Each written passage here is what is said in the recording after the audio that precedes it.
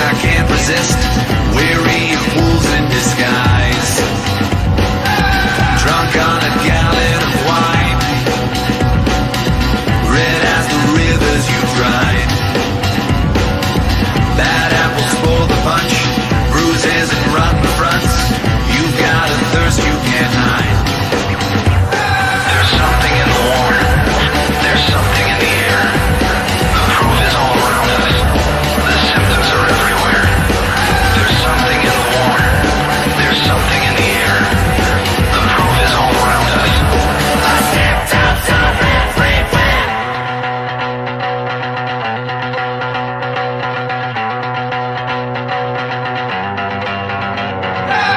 Might be a fault of design.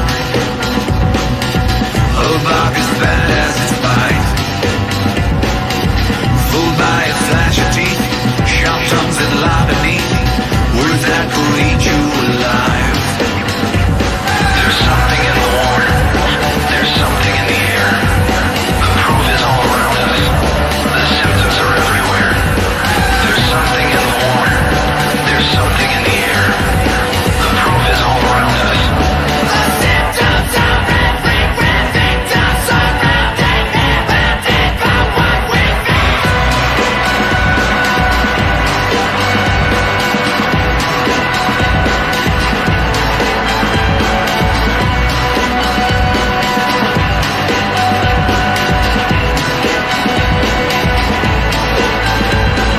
There's something in the water.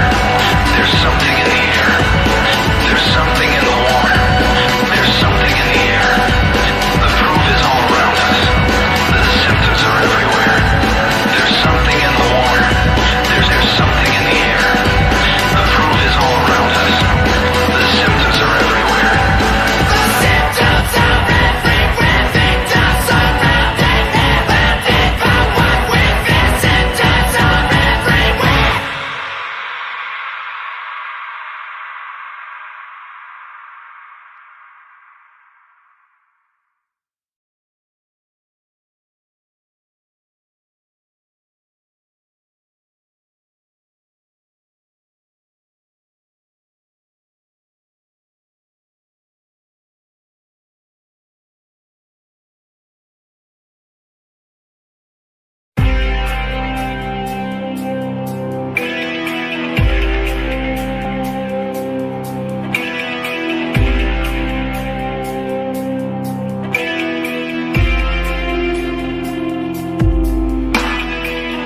I don't envy our salvation. I don't envy our success. I've been cast with all the power, but I don't smile like the rest. I don't wanna live forever. I don't wanna die today. But I was born into this strange skin, and I don't know another way.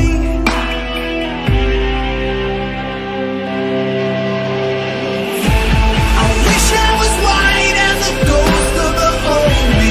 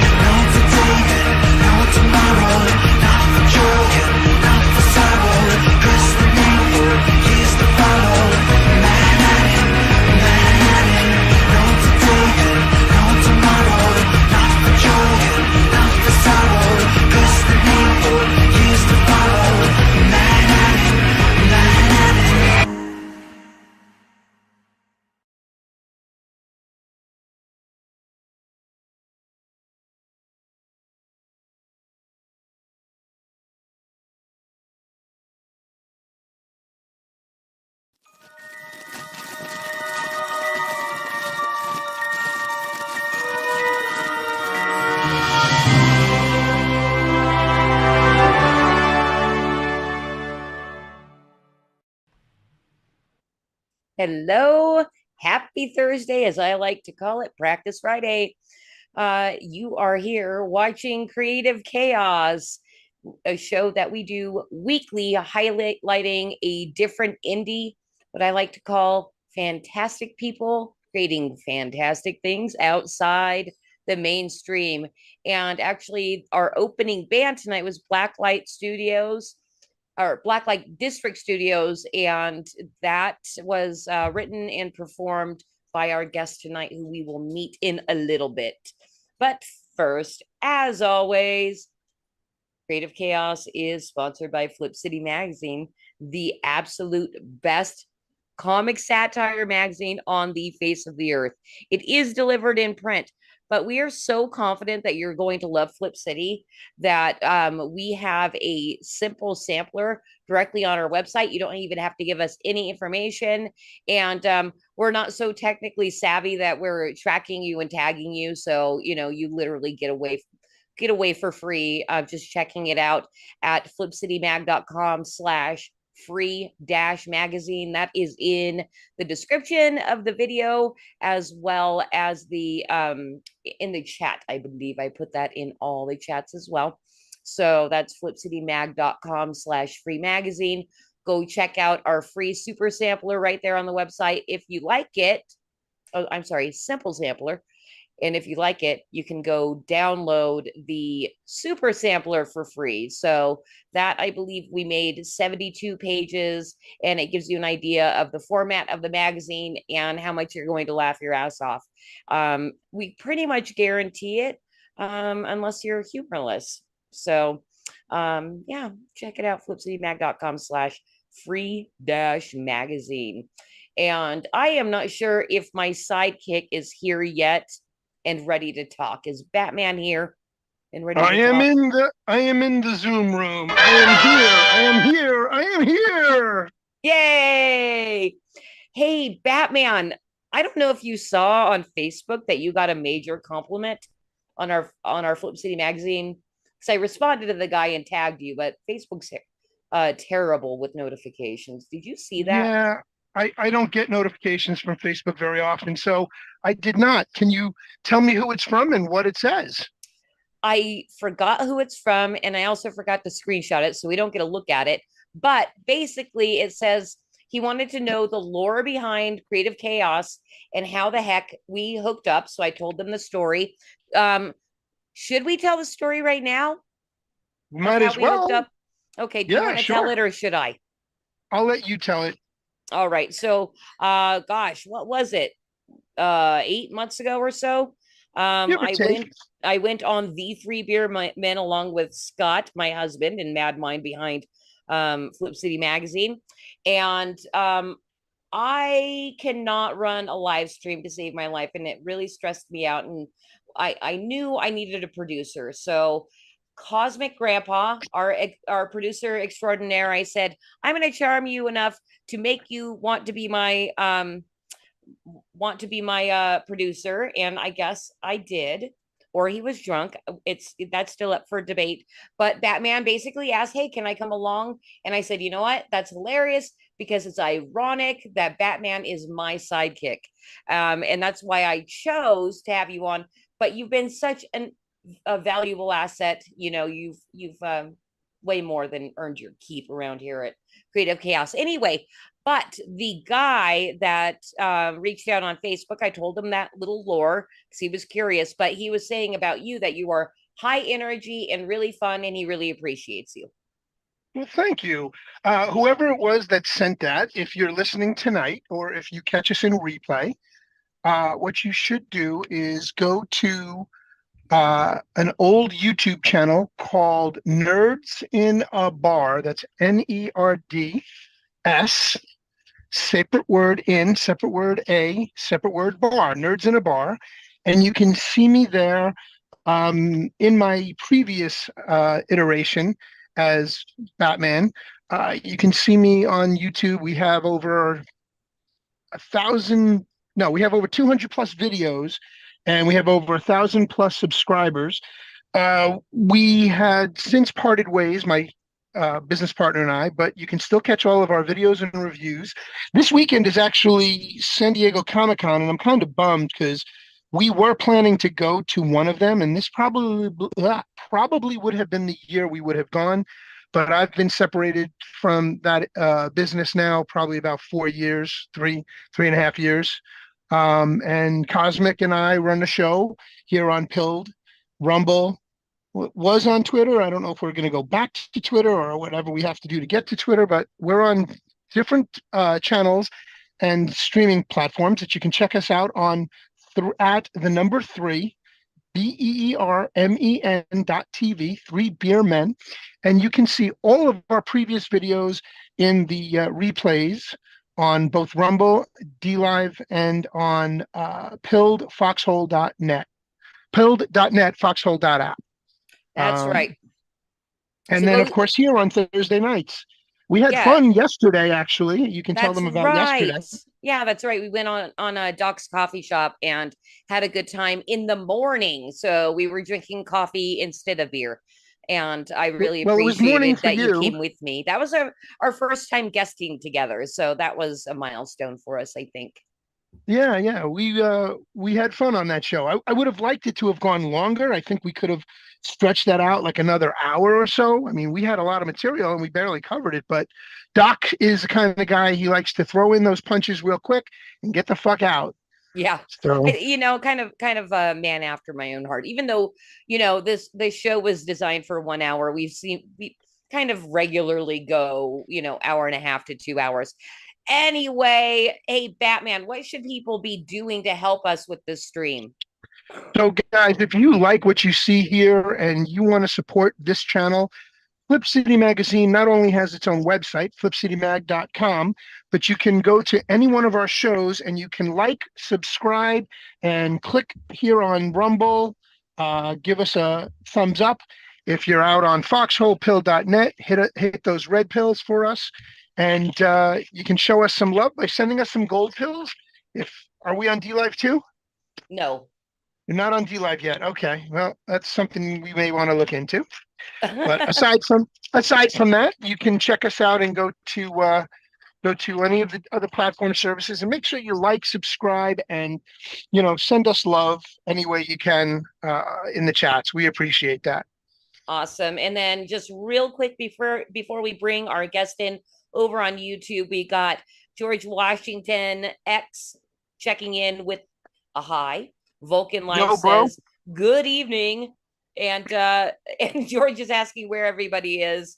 I kind of felt that way as well. Like the chat has been really quiet so far tonight. So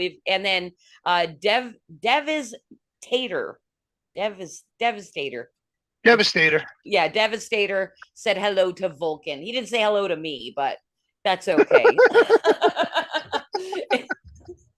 Anyway, okay. Let's bring in our guest, and we're gonna read him in here. So our guest tonight is Jesse Blaze Snyder, and he is a singer, songwriter, and owner-operator of Black Light District Studio, where he has coupled his music with thematic comics.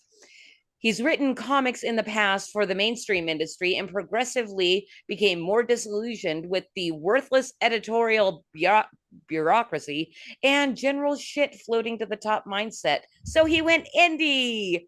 Jesse recently closed out a successful campaign for his subversively naughty and darn funny comic titled Effing for Our Future. You can see what it really says there.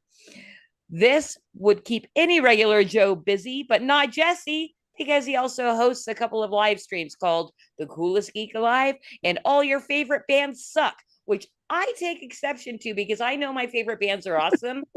But I'll let Jesse decide. Let's bring him in. Jesse, I'm so disappointed. You think my favorite band sucks.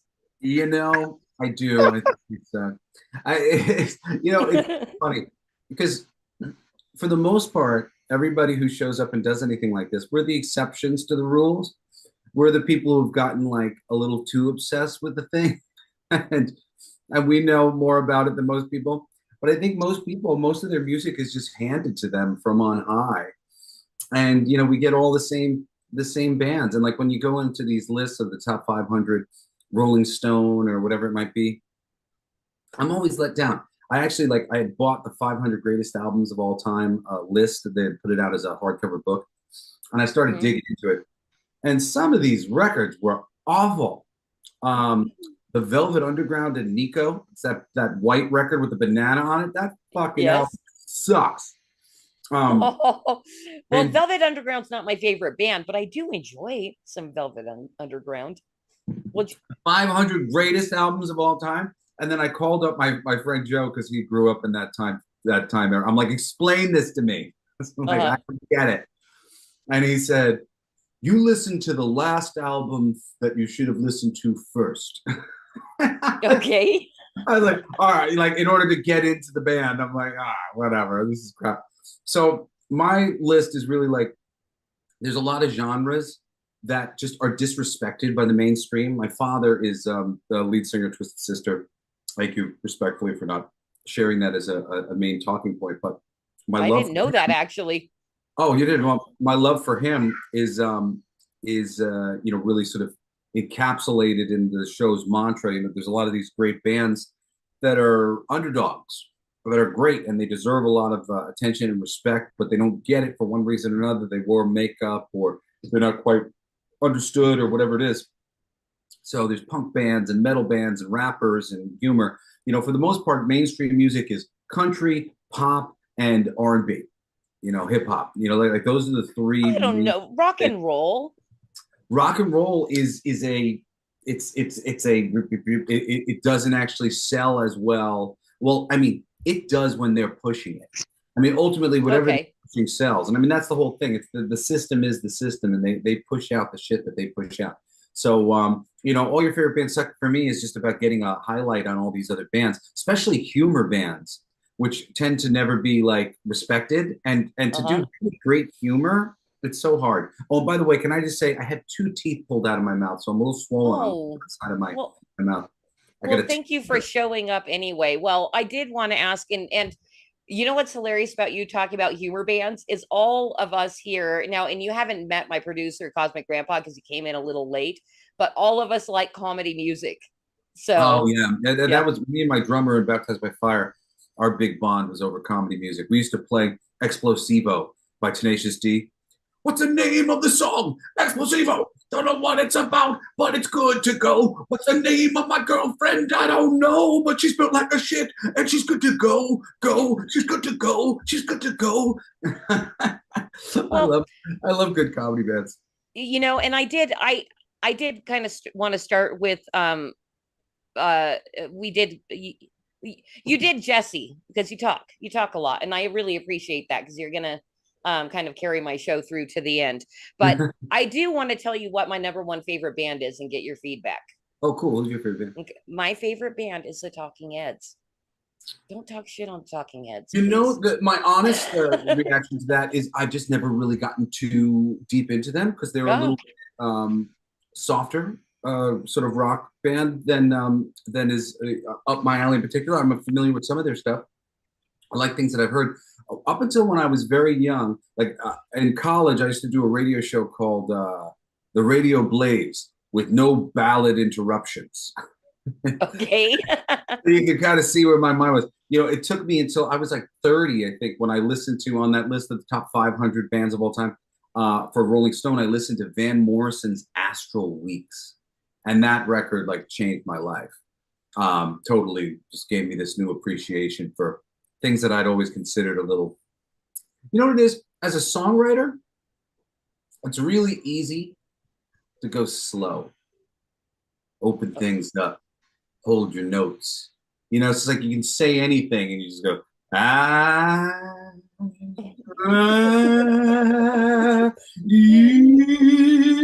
the moon.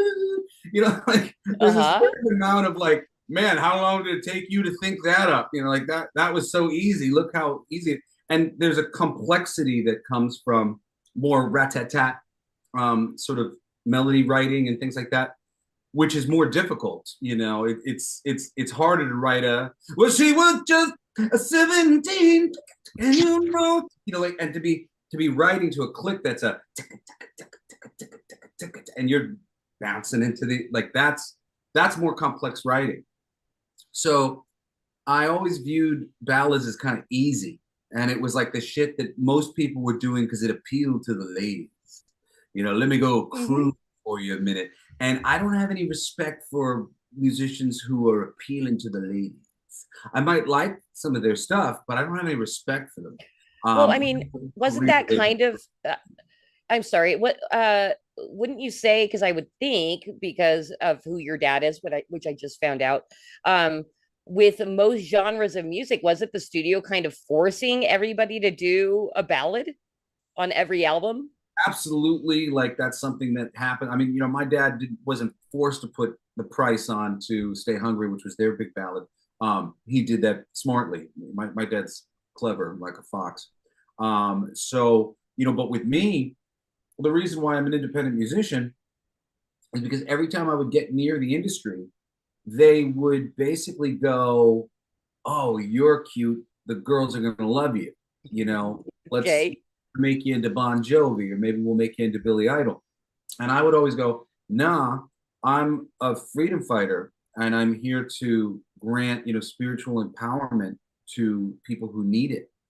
And that's not because I feel so on some levels I feel very spiritually empowered thanks to the benefit of the way I was raised and who I was raised by and some of that stuff. But I always felt very disempowered because my father was a rock star, and I was like, you know, in my mind I'm like this little bitty guy, and then there's my dad, and he's a big rock star. But that led to me like falling in love with Jim Henson and the Muppets, and you know, and so many things that I felt gave me power and gave me the strength to do the things I wanted to do and be my own unique self. And you know, that's the greatest gift I was ever given, you know, from Jim Henson, to be able to feel like, you know, I'd be accepted by him to go do my unique show, even if it was terrible, you know. Right. And that notion, really, I wanted to pay that forward. It was very interesting in my life throughout the years. It really upset me. So I started to get this feeling from people that like I was in this for me, and that like I was pursuing entertainment, writing, you know, singing, whatever, like to like aggrandize myself. And there's a small part of it that was definitely aimed at equalizing the differential I felt with like my father, you know, but it was very much I just want to be on this level where I see you offering this service, and I want to be able to offer this service. And I chose the arts because that was where I saw this amazing power to connect with people. You know, the people who my father has connected with, you know, like through his music. I mean, he's changed so many people's lives. And, you know, it's easy to not be a Twisted Sister fan and not be able to imagine that. But, you know, there's so many things that, you know, even like a band like Twisted Sister, you don't imagine they're dressing up in drag. Before that's a good thing. You know, Twisted Sister was around for a decade doing that before that. You know, there's so many trans people and gay people just like that. I didn't come out of the closet until I saw Twisted Sister perform. You got on stage and did your show the way you wanted to do it, and it changed my life. Right. You know, that kind of stuff is incredibly empowering. Yeah, absolutely. I think Batman here has a question for you, or a comment at least. Jesse, right? Yeah. Okay, Jesse, you used to live around the corner from me, and you actually went to my old high school, my alma mater. I knew your family well, and I used to take care of Yoshi. I was going to say, you look familiar.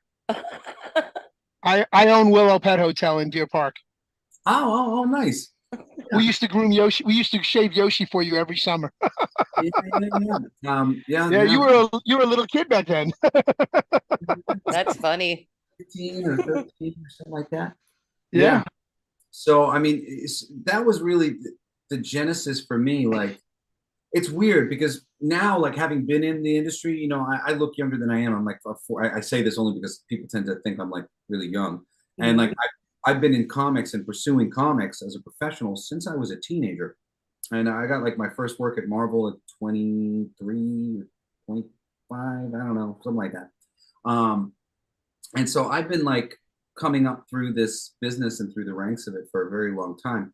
And, that thing of like, oh, Jesse wants to be famous or whatever. Like it's very funny because like people like when you bunch up against people's egos, it's an ugly thing. Because I'm talented, I'm very good at what I do. You know, I've worked.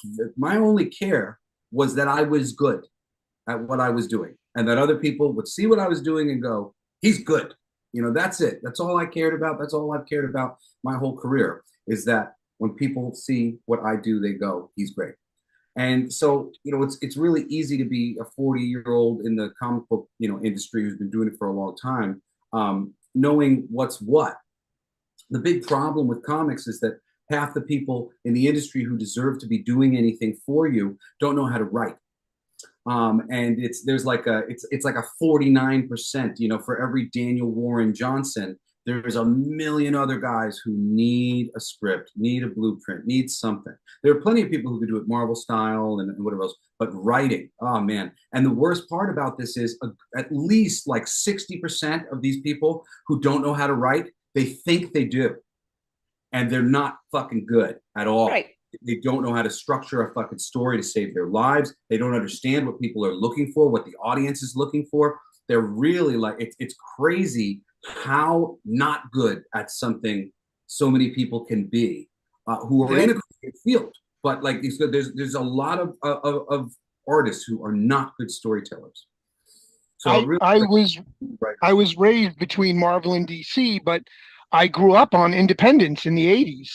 The independent comic industry was booming in the early 80s into the mid 90s. And you were probably just getting into the industry in the late 90s, weren't you? Late 90s, early 2000s. It's early 2000s. I got into comics first with the image boom, but I was like more like looking at the pictures. I wanted to be an artist, so I would copy pictures and I would draw things. And with image, but I got very into reading Savage Dragon. The first 75 issues of Savage Dragon are some of the greatest funny books you will ever read, especially if you read the individual issues, because the letters page in the back of the book. Eric Larson loves comic books. He's become a jaded old man. I think he's on the spectrum. I think he has Asperger's. He's a little bit hot and cold when you deal with him. He's been dealing with me since I was 16, so I've had a long enough time to like gauge him. And I'm like probably the highest functioning autistic person you know. So I know a lot of high functioning autistic people. Well, there's a lot of us in comics. It's like the same thing with like baseball cards and shit, putting together these universes and these structures, it's fun for us, so for me, when I started to realize I was going to be a writer, I read a lot of comics. And so I was like, all right, and I felt like I really kind of knew how to do it good because of Eric Larson. His, like I said, his letters column, it was just filled with just love for Jack Kirby and panel faux pas that he didn't like that artists would do, and things that he didn't appreciate that would happen at different companies, and just so much perspective I was getting on comics, and it was the only comic I read. And then and then eventually I got into Deadpool, Joe Kelly's Deadpool run towards the beginning, which was amazing. Joe Kelly's one of my favorite writers. And then into the Marvel Knights stuff that was coming out at the time when Joe Quesada and Jimmy Palmiotti had first started to have a foothold there. And Joe, dude, people talk shit about him all the time in all sorts of ways. Nobody wants to give people credit where their fucking credit is due. That man led a creative renaissance at Marvel. It was great for a while it lasted. Dan DiDio did some really great work for a short period of time until he literally broke all the good things that he did. I think he made it something really good, and then he just kept doing things, even though he should have slowed down at that point. But both of those guys really did some great stuff. There was a moment in time around Identity Crisis and Dark Reign and whatnot where the Marvel Comics and DC Comics universes were amazing, filled with creative people who really cared about the source material, whether it was source material as a genre. They cared about this genre and noir. They cared about the superhero genre, whatever, and were giving it their best. And then we had this deluge that happened. Everybody was starting to be promoted on their proclivities, their race, their I'm a woman, I'm that. And the funny thing about this was there was really great female writers, like somebody who I always mentioned, Marjorie Fennett. She's awesome. she's written a shitload of cool things, and she didn't seem to get any more work. Like, and there was another one whose work I really liked, and she didn't get any more work. Marjorie Liu, who's really great. And, you know, I was like, oh, well, maybe those two, you know, less than regarded female writers are going to get some work all of a sudden. Like, you know, if Will Pfeiffer and Mark Andreyko and Keith Champagne and people who are unregarded writers who are incredible at, but like people aren't good at recognizing talent, so they don't get pulled up. You know, all of a sudden there was extra white guys were needed. You know, we go look for them. Maybe they'd get hired. But that's not how it happens in this stupid world. What happens is the people who are willing to play this stupid politicking game get hired instead. And you get a complete change of the landscape. And there was a moment in time where people like me, I mean, like I could tell like a bunch of like quick stories, but my brother Shane was doing all this work for this Monsters Rock show for Netflix that was my dad was producing, was whole thing, and he's writing it and rewriting it, all this shit. They won't pitch it or bring it forward because they don't have a female at the head of the thing. So I talked to him and I'm like, well, this same thing just happened for me because me and my buddy, was another white guy, he was like, we can't pitch this thing, so we got to bring in a girl. Turns out this girl, she was connected to 20 different projects at once because all these people needed a credible female writer to connect to these projects. Yeah, she couldn't connect to our project because they didn't want her to have any more than 7. So she had like 9 or 12 or something like that she was waiting to like add on, and she couldn't add them on. But I go to Shane, I go, this is what they're doing now. People are bringing in one person's being connected to fucking 30 different projects. I'm like, just bring in our sister, bring in Cheyenne. And, you know, just be like, yeah, Shy wrote it. Put her name on top and, like, do whatever, like, so you can get hired. We just move forward. My brother Cody just got dicked around by Hollywood for 10 years. Essentially, he made a short film that is considered by many the greatest short film ever made. It's fucking phenomenal. It's called Fool's Day. You can look it up. It's co-written by my brothers Shane and Cody, and Cody Blue Snyder directed it. It's great. And they had Margot Robbie attached, and just fucking 10 years of this thing like falling apart. He finally, like, because he's too much of a nice guy and he got tired of us all kind of calling him a nice guy. And finally he called out one of these people in the meeting of like, why isn't this happening? Because everybody loves my brother. He's the sweetest guy. Nobody wants to tell him anything bad. And finally they told him, because you're a white guy and we can't scream like that. Yeah. And then we can't tell you. Yeah. And then similarly alongside that, I thought long and hard about coming out. Coming out is such a weird thing, but coming out as non-binary, because I'm non-binary. I mean, I didn't necessarily even know that until I looked into the stupid thing. I happen to think that all of these like unique proclivities of it goes on for fucking ever. You know, like we're gonna make a bazillion different boxes, and like I don't want your stupid box. I want my own unique box, and I think I already have that. It's called Jesse Blaze Snyder. Jesse Blaze Snyder, that's the box that we've put me in. There, I'm Jesse Blaze Snyder. There you go. You don't have to Zer me or any of these other things. I could just be Jesse Blaze Snyder.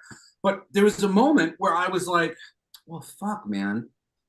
The reality is, yes, I am on the spectrum of sexuality. And I think actually non-binary people have a lot to kind of say to sort of help the conversation, because the stupid conversation is so stupid. This idea of masculine energy, feminine energy. Masculine energy and feminine energy exist in all people in different weights. You know, some people are more masculine, some people more, but it's back and forth. And I'm more feminine, you know, so I'm that non-binary thing is like, well, I was born and I didn't really feel like a dude. That didn't come naturally to me. I had to kind of watch that, look at that and be like, all right, I'll be a guy. So like, you know, in my spare time, you know, you'll see me walking around with my wrist limp. You know, and when I go for girlfriends, you know, I tend to get girls who are tough and smart and cool. You know, I don't like girls who are like, oh my God, it's a bug. I can't, you know, enough female energy coming from me. I need you to be cool. So, you know, but these are the variations of people. You know, there are all different types of people who have a different, you know, capacity inside them. I think if people understood this shit better about the nature of these energies, you know, we wouldn't be electing freaking patriarchal energy in exhibiting females. You know, just because you have boobs doesn't mean it's a matriarchy. You know, you'd be better to have me in there and more feminine women, you know, who are creative and want to think about change. masculine energy, feminine. Masculine energy is, people always do this stupid thing of like the masculine energy gives and the feminine energy receives. Like, that's not fucking masculine energy, feminine. Masculine energy preserves, and feminine energy improves. Masculine energy is like, this is great. I love this. The classic thing. I found this girl. She's beautiful. You're great. I love her. I brought her home to this house. She comes into the house. She goes, this house could be better. She starts making the house nice. That's creative energy. That's the feminine energy. And the reason why it's hard to understand that is because you're both. I want to appreciate this nice house I've made. Once you're done being feminine, you go into masculine. Look at the nice thing I've made. Isn't this nice? Let's appreciate this. And the idea of a matriarchal society overtaking the patriarchy that we have right now, patriarchy preserving the status quo as it is, matriarchy going, perhaps it could be a little better so that's the stage we have to move into. And that comes from, being empathetic and being able to, talk to people and not demonizing everybody. I saw an old man got run over for putting a fucking Trump sign up on his lawn by some young boy, some friggin' 20-something or whatever. And this is the crazed state of mind that so many people have been brought to, where they think that fellow human beings some old man on the street is voting for Trump because he's fundamentally hating them and deserves to be run over. It's very disappointing. I'm somebody who tries to, I've always tried to be, in the middle, because I know so many people on both sides, and I'm not going to pick sides. I'm not going to be like, oh, you over there and you over there. And to a certain degree, I kind of feel like I'm going to force them to fucking stand near each other, because if they want to, that's what you have to do. Because I'm nice and I'm cool with everybody. So fuck it, you're going to have to freaking learn how to deal with it, because I'm not going to play any stupid games anymore. Well, it is funny, because that is what, that's how you conquer people, and also get everybody following the state, is divide in as many ways as possible. And we're, the whole left-right thing, that's just one of the many, many ways to divide us. And then that's into subsections as well. It's so funny to me. Like the Boom Studios, when Aaron Sparrow was the editor over there, people talk about women and in comics and whatever other stuff. Naturalistically, we had like a half dozen women working on all of the Disney books that we were working on. And they were working on them because they loved the Disney stuff the same way I love the Disney stuff, which is what got me the job. When I told Aaron how much I love the Muppets and blah, blah, blah, blah, and he told me, well, I don't have any Muppets, but, Toy Story. And I was like, oh, well, I really love Pixar too. And, so conversations pursued. And then the other people, like, I'm blanking on a couple different names, but if you go back to that time and you see the different people, their names will probably start popping in my head. But not Grace Randolph. See, I'm gonna start exhibiting names. But if you go back and you look at those Boom books or the Muppet Fairy Tales and the various books that were put out at that time, the Disney stuff, there's a lot of girls working on that stuff. There's also a lot of blacks and Hispanics, and I hate even having to fucking say this. It really aggravates. Right? It makes me feel like I'm like, oh my god, like I hate that I'm like having to look at the world in these ways and even look at myself. Because they're forcing. Fucking fuck that. Yeah, shit. They are forcing us to do it. They're forcing it down our throats to segregate people, to segregate us. They started with, I look back at the 80s because that's when I grew up, the early 80s, like your dad. Okay. I grew up in the 80s and 70s and 80s, and there was no stereotyping. There was no, the no toxic male energy. Everybody was themselves, and you all got along, and everybody had a really good time. I wanted to throw a name out at you because you talked about women in the industry. Do you know who Devin Grayson is, and have you had any work with her?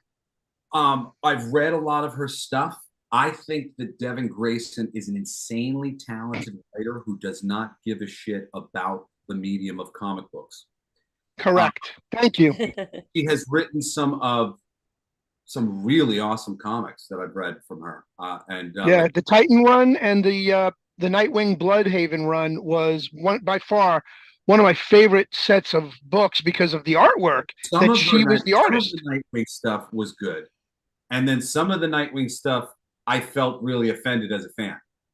And Well, just there were certain things that were being done with like that Fatibutana tarantula who's hanging out with her, and she was really playing with his morality as like a human being, and I value his morality as a human being, and she really put him in some positions and made him do some things that shook my love for the character because of how he behaved. She made him a man. She made him susceptible to sex. And I'm really against that when it comes to archetype myths. They cannot break their code of conduct because of a pretty lady. And unless it's like, the be all end all. And I did not feel like she was the be all end all. I did not feel like she was Catwoman. I did not feel like she represented something for him to trash his morals for and then learn a lesson. Really, the way the character was presented, she was a fucking criminal. Like, she was legit a criminal. She was not a Catwoman where like it was a little whatever, and she was kind of doing a nice thing. She was an anti-hero. She was not an anti-hero. Yes, and she was abusive towards him. Like, she wasn't like sitting there saying things to him that were positive. She was playing hard to get. So I really didn't like the Devin Grayson, who's a good writer and probably loves soap operas and other different things, was like, oh, I have some things that are interesting that I want to say about people here. And she said it there with that character. And I didn't think all of those things that she tried to say with that character were appropriate. That's not to say that I don't think she is a great writer. There's plenty of writers who I think are fucking awful, who are women who they want to cast up. And I'm like, that person fucking sucks. They sucked the first day they wrote a comic book. Like, who's the person? Who's Matt Fraction's I will put her on blast all day long. That bitch. Oh my God, the one who don't like my politics, don't read my comics. Don't read her comics because they suck. I'm a fan. I read her first fucking comic, her fucking, they hired her because of her fucking vagina while I was trying my hardest to get into Marvel. I was working my fucking ass off to get in there. I'm such a fucking good writer. I'm so damn good at what I fucking do. And all I do is love their shit. I just love their shit. And I write things that their fucking fans would like. And that asshole wrote this one-shot fucking rescue thing. And it was the worst fucking comic I've ever read in my life. There was no story at all. It didn't do or say fucking anything. And then I watched them go on this promotional tour with her over the next couple of years as they kept putting it out there about, something because she has tits. And her writing did not get any better. I've been told some of it has gotten better. There's a few things that she's managed to put out that have been okay. But I'm a reader. I read. The reason why I'm very good at what I do is not because I'm so special. It's because I fucking read. Read great things, learn how to do it better than anybody else. If you read enough great fucking people and you learn enough great things from those people, you will become better than all those fucking people because you learned all the things that they know. And if I'm better than anybody at doing this, that's why. Because I never stop fucking reading other people's shit and trying to learn and grow. And when somebody like Daniel Warren Johnson comes along, I'm like, fuck, wow, what can I learn from this person who's thinking in pictures? This is amazing, and you freaking absorb and get as much from it as possible. But like, most people are not doing that, man. And the people in comics tend to be like sad sacks who wish that they could be in film, but they didn't think that they were cool.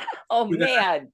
And then the people in freaking film, they're fucking think they're above everything, but they're just moving and shaking and trying to fuck each other. And like, it's just all bullshit. Unfortunately, because that's why comics got so poisoned. Because when we got moved into the film area, all these sad sack comic creators were like, Hollywood, yay! Validate me, please. That's really interesting. The whole industry's run away with itself, and I just have no respect for any of the creative people anymore. It's just it's bonkers. Wow, I think that's a good segue because I wanted to make sure that that we do talk about your project. So you had your rant about the industry. Now let's talk indie. I wasn't sure, but in the research that I was able to do with the links and stuff that you sent me, looks like this is your first crowdfunded campaign to print a book. Am I wrong on that? Well, no, it's a little bit more complicated than that because essentially we did a book a while ago called King of Kings, We'd originally done it on what is it, Indiegogo, and we got shadow banned. So I didn't find out about the shadow banning. I thought that like we had failed. I thought people didn't like what we were doing, and I kind of gave up for a second because I was going through a lot of stuff in my life. Like 10 years ago now, I guess, I was looking to hire Chuck Dixon. I had brought him out to dinner with me and Aaron, and I was like, hey, Chuck, you are the best. It's insane that they don't have you working on things regularly. I think that we could put together, something awesome that, we could get the right money behind it and make sure that it's there every month in, month out, and we can build a company around you and other people like you. I had other people on my list like Alan Grant and people who are just classic writers who are great at it, never seem to get bad at it, because there are writers who do get bad at it and don't change their style, like a Fabian Natchez and what's the dude who did his fucking name, Scott Lobdell. Like they still write like it's 90s, and I can't stand it. Every time I read it, I'm just like this was appropriate at the time, but now this is just bad writing because the writing is so much better. So now you're just writing a bad comic book that's over talky for no good reason because you like to hear yourself fucking speak. And that's a lot of the thing too. Within the echelons of the creative talent, it's so hard to grow. They won't let you grow. They don't want you to be big. They don't want you to have power. So because they want to keep you under their thumb, and they want their formula to be the formula you use to write their comic books, because they know in their minds, so they think, that works for them because that's what they've found to be the method, if you will, or the equation that seems to work best for them. Look at what Disney did and how they fucking killed Star Wars and Marvel movies. Well, I mean, that like I finally broke the seal on this, like the way I talk about it on Cool Speak Live now, because this isn't a matter of bad artistry. This is a concerted effort to inject divisive cultural change into our entertainment. Right. We're using geek culture stuff, which has taken control of the entirety of the entertainment landscape as a vessel for their messaging.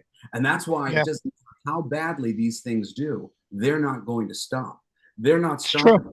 Deadpool 3 is like a brief reprieve that we're going to have, and then it's going to go right back to business as usual. You know why they're only making 2 Marvel movies a year now? To slow the bleeding, because they know that they're not changing anything, because the money at the tippy top, the Black Rocks and the Vanguards of the world, they own money in the pharmaceutical industry and in the food industry and in the sciences. They have stock in all these things, and those things are profiting. They're making lots of money on those things. They can afford to lose a little money on Disney. They can afford to lose a little money in the entertainment complex if it leads to the civil war in America that they would love to see transpire. And that is what we are up against right now. It is not any sort of, oh man, they're so creatively tone deaf. No, fucking, they're doing it on purpose. Russell T Davies is clearly a fucking Freemason, Illuminati, whatever other fucking bullshit. As he came Doctor Who, and he goes, double it down, and he starts fucking pointing at the fans going, you guys are homophobes. And we literally have a Doctor Who is thematically irregular to the franchise. It's completely inappropriate. There are appropriate people who you could make gay and it wouldn't seem that crazy. This is a crazy one, to make a flamboyant gay man. And how disrespectful is it to the gay community that every single time there's a fucking gay man on screen, right? Crazy flamboyant fucking gay man. It's just, it's such an absurd. Yeah. I can't begin to tell you. So we got banned on Indiegogo, and I came back. You got banned on Indiegogo? Indiegogo banned us. We got shadow. We didn't know. We didn't know. You know, shadow banned. Couldn't be found on their website.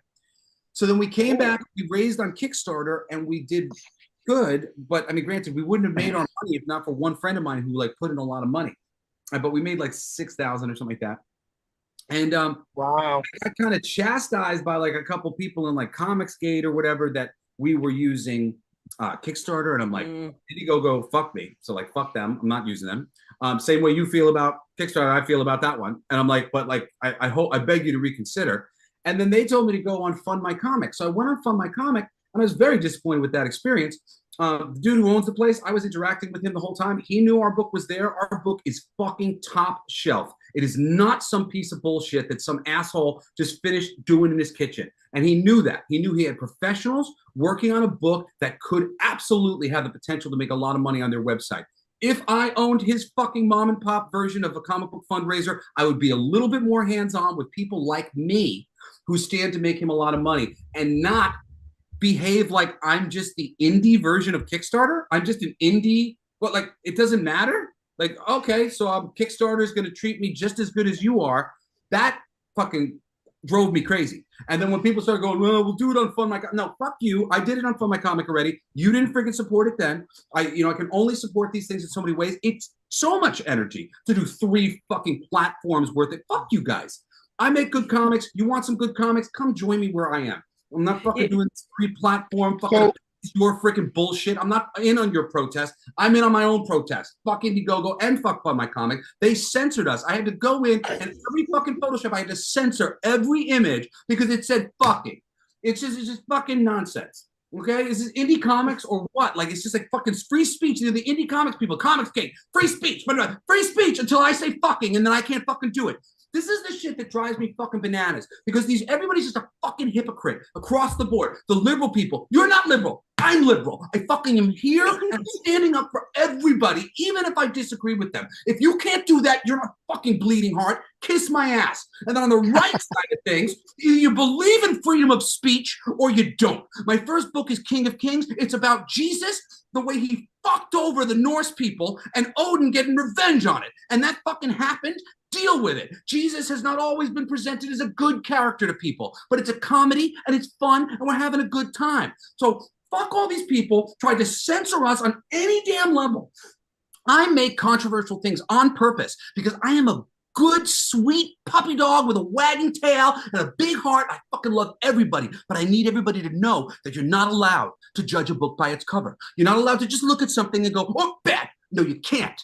Because I'm here, and I'm going to keep making things that look scary to you. But they're all going to be fucking fluffy butterflies when you open them up, and you're going to be glad that you did. And I'm here to make sure that that line is never crossed, that we never get so dogmatic that when we switch back to the right side, all of a sudden these evangelicals start coming out of the woodwork telling me I'm going to hell. Nobody's going to hell. Everybody's going to be fucking fine if we can just get along. And I'm just so tired. Friggin' give me my damn freedom of speech and don't fucking tell me anything otherwise. And give me the ability to be my fucking self, even if that is not who you want me to be. This friggin' let's force everybody to be fucking gayer than they are naturally. It's just like, stupid. It's just like. Well, wait. That's because they keep putting soy in everything we eat. Every time you're buying a processed food, they're sticking soy in it. So they're estrogenizing us, and they're zipping us up with estrogen, trying to take away that toxic male energy. It's fucking crazy. So I appreciate your enthusiasm and your attitude towards all of this, but we do have some segments of our show that we wanted to talk to you about and bring you into our show for a second, because we love what you're doing and we want to see more of that. But I wanted to know if Christy wanted to touch base, because he touched on it. If you want to go into the conspiracy corner, because I think Jesse's got some good ones for us. Oh, yeah. Well, yes, and that's the thing. We are going to skip Mansplain tonight, because I know Jesse is going to have a great time in Conspiracy Corner. And I got to just say, our good friend over on YouTube, George Washington X, says, Conspiracy Corner cannot contain this guy. He's going to need a conspiracy room. All right, so let's get into the corner.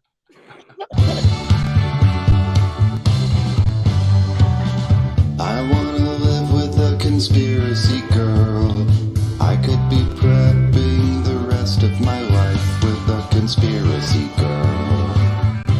Those weren't aliens. All right, so we are all now protected from any kind of YouTube bans or anything like that, because I have got my protective tinfoil hat on. Now, Batman, seems to me like you had a very specific direction, because I actually have a topic chosen for Conspiracy Corner, but Not at no, all. you're Not at good. all. Okay. I'm good. I wanted to ask him what his thoughts were on a couple of things, because Jesse's very, very opinionated about certain things, and I have some questions for him, but we can address them after Conspiracy Corner. You say opinionated, I say correct. Yeah. Okay. No, We're- that's fine. we're However you all- want, you have a much better, that's the term I should be using. You have a much better outlook on these things than these assholes at Marvel and DC who feel they have to bend down to the almighty Baal or whatever the fuck their satanic ritual bullshit that they do. And so I want to talk to you about a couple of people and a couple of comics, but we'll take that in a different direction after we do Conspiracy Corner. it Can I just actually say- might Wait, sorry. segue in. Yeah, go ahead. I just wanted to say something in relation to that. Honestly, I'm glad that they didn't pull me in, because if I was there, I could have made all this DEI bullshit look good.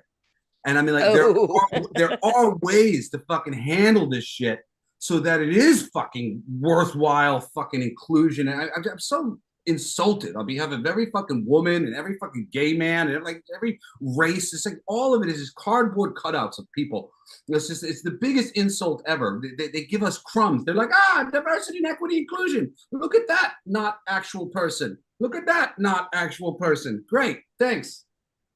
That's Yeah, really Disney interesting. screwed- Well, Oh, I'm hey, sorry. let me just actually, because Jesse's pretty much already talking about it, but the question that I had, so I was kind of proud of myself for finding this in one of the descriptions of your YouTube videos, is that you had grown up in the entertainment industry, and you were writing and performing since a teenager, but and you were also invited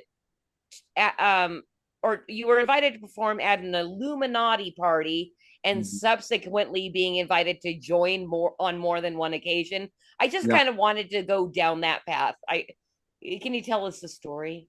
Well, I mean, I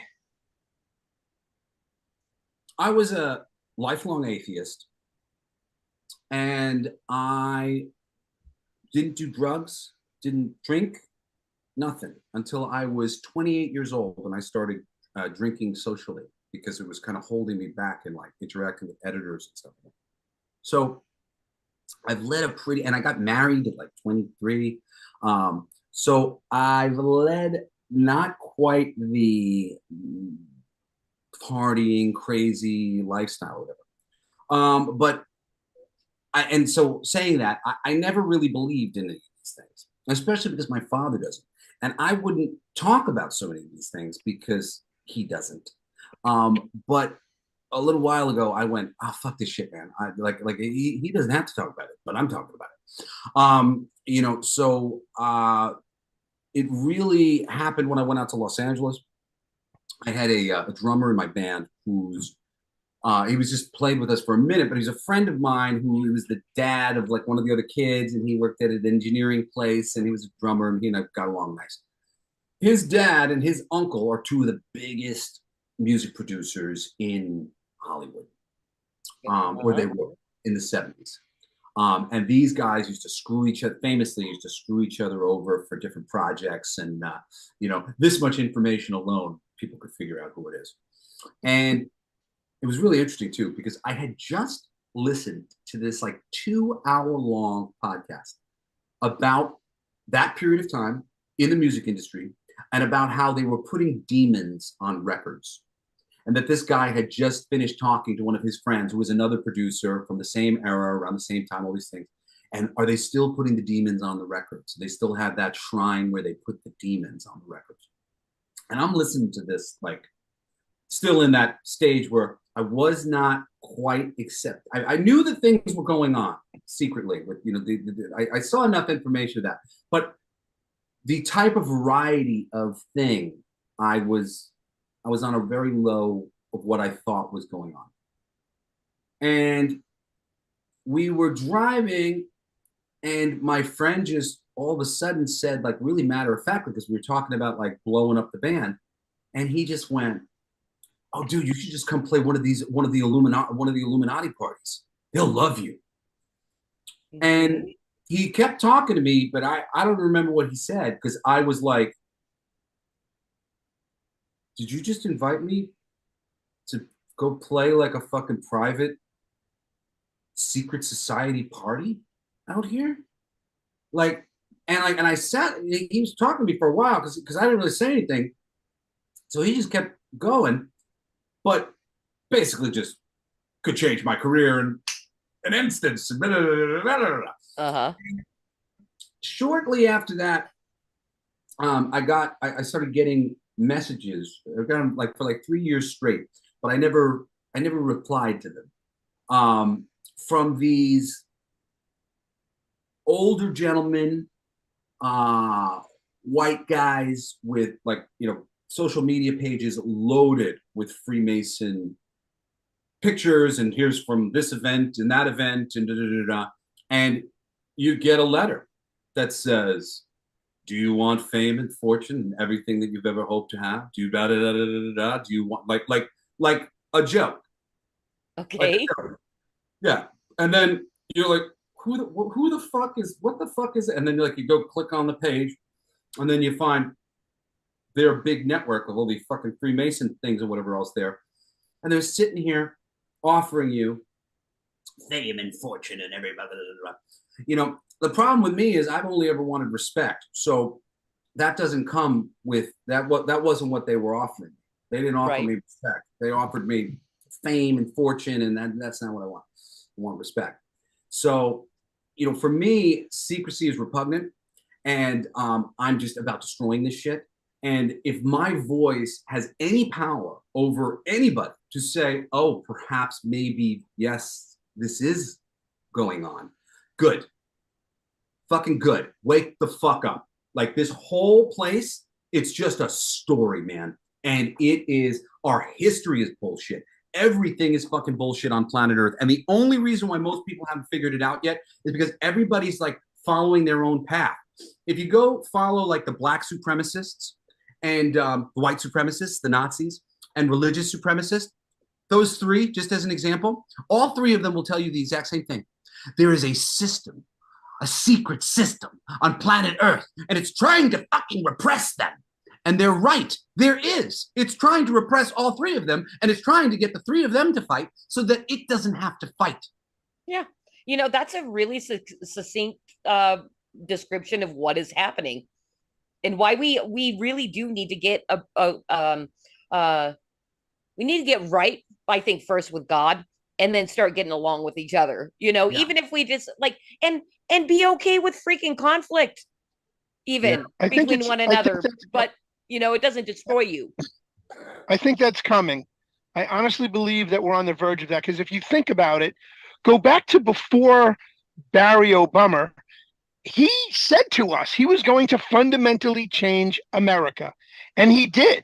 He fundamentally changed America for the worst. He made it so that we were fighting with each other. Before that asshole came into power, there was no real animosity towards another culture or another type of, we had that way to me. And honestly, like, there are so many things that like I now know are such fucking bullshit. Like, what's one of the things that that I fell for, that so many people fell for, and it's so stupid.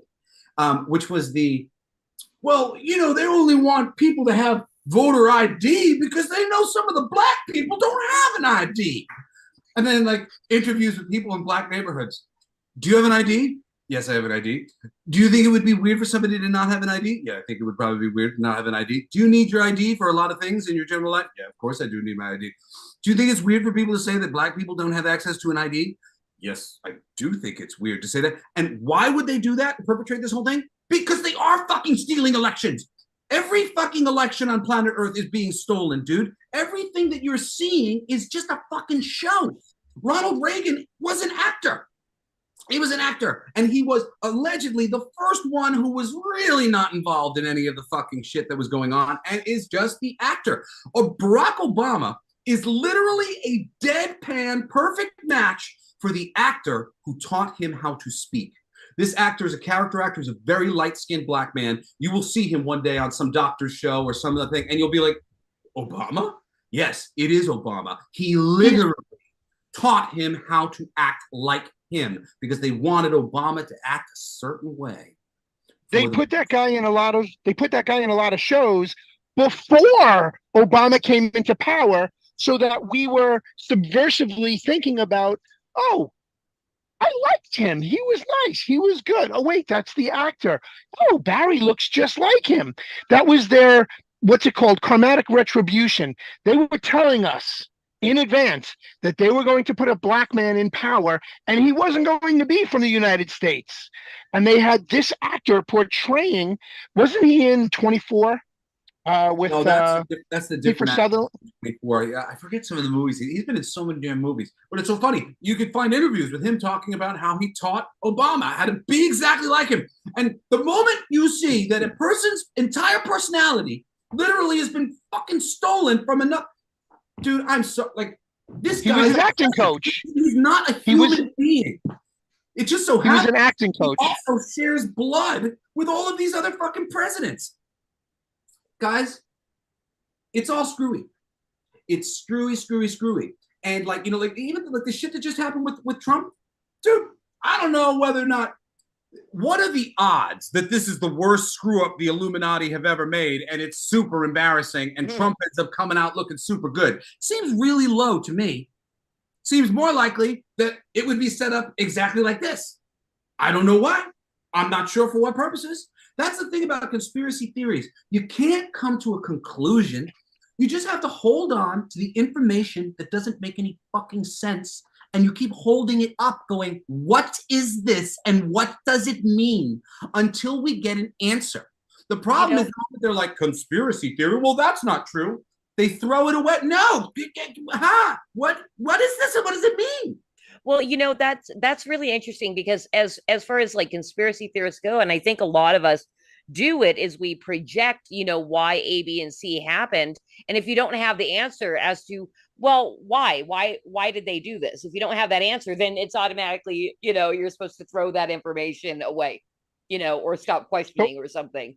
Yeah. I have to ask you a question, Jesse. I got to ask you a question. Do you believe that this whole assassination attempt was a staged event for our benefit? Oh, I mean, absolutely. I mean, that's the one thing that's clear. I just don't know exactly why. Just because it's all very odd. But they had to flip the script.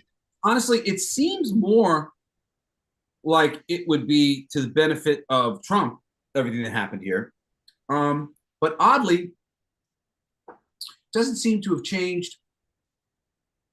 It's all fucking fugazi, man. And like, it's like, I really do believe that, somebody once told me that there were no heroes and that everybody could be fucking blackmailed and gotten to and whatnot. And I went home and I wrote a song called Don't You Tell Me There's No Heroes. And, I said, I'm a hero every day. I'm opening some doors and I'm mopping up the floors every year, every way. And there's heroes all over the fucking place. There are great people. Even somebody close, Tulsi Gabbard, is clearly a fucking human being who gives a shit and has principles. That's what we're looking for. Fucking RFK is clearly a human being who gives a shit and has principles. Donald Trump, it's so crazy, all the things that people like to say, but like calling him Hitler is the craziest thing I've ever heard in my life, because that man has a gold couch. And the one thing that you could say about a man with a gold couch is he's out to impress us all. And that sort of person does not want to go down in history as being Hitler. That sort of person wants to go down in history as being the good guy that everybody likes. That's who Trump is. Trump's a guy with little hands who wants to go down in history as being a guy that everybody likes. So is he selfish? Is he naturally racist in some way? Fucking fuck you. Like he's a person. He's not fucking perfect, but is he the type of person that we should have fucking running for office? No, there should be so many people who are so much grander and so much more amazing that we would never even bother to look at this person for more than a second. And yet here we are, where he does seem like the much better option next to a geriatric corporate Democrat who is just going to give us more of the same, where they tell us all these nice things that are going to happen and nothing actually occurs. You know, I've voted Democrat most of my life because I am a bleeding heart, and they don't do anything. They're just fucking us over. They're manipulating us. They're tricking us into, they're using our bleeding hearts against us. And then they're turning us into them. They're turning us into vicious, fucking hateful people who are fucking acting just like all of the dogmatic Christians who largely led most of us to be punk rocks and counterculture people that we are, because we didn't like all that dogmatic thinking.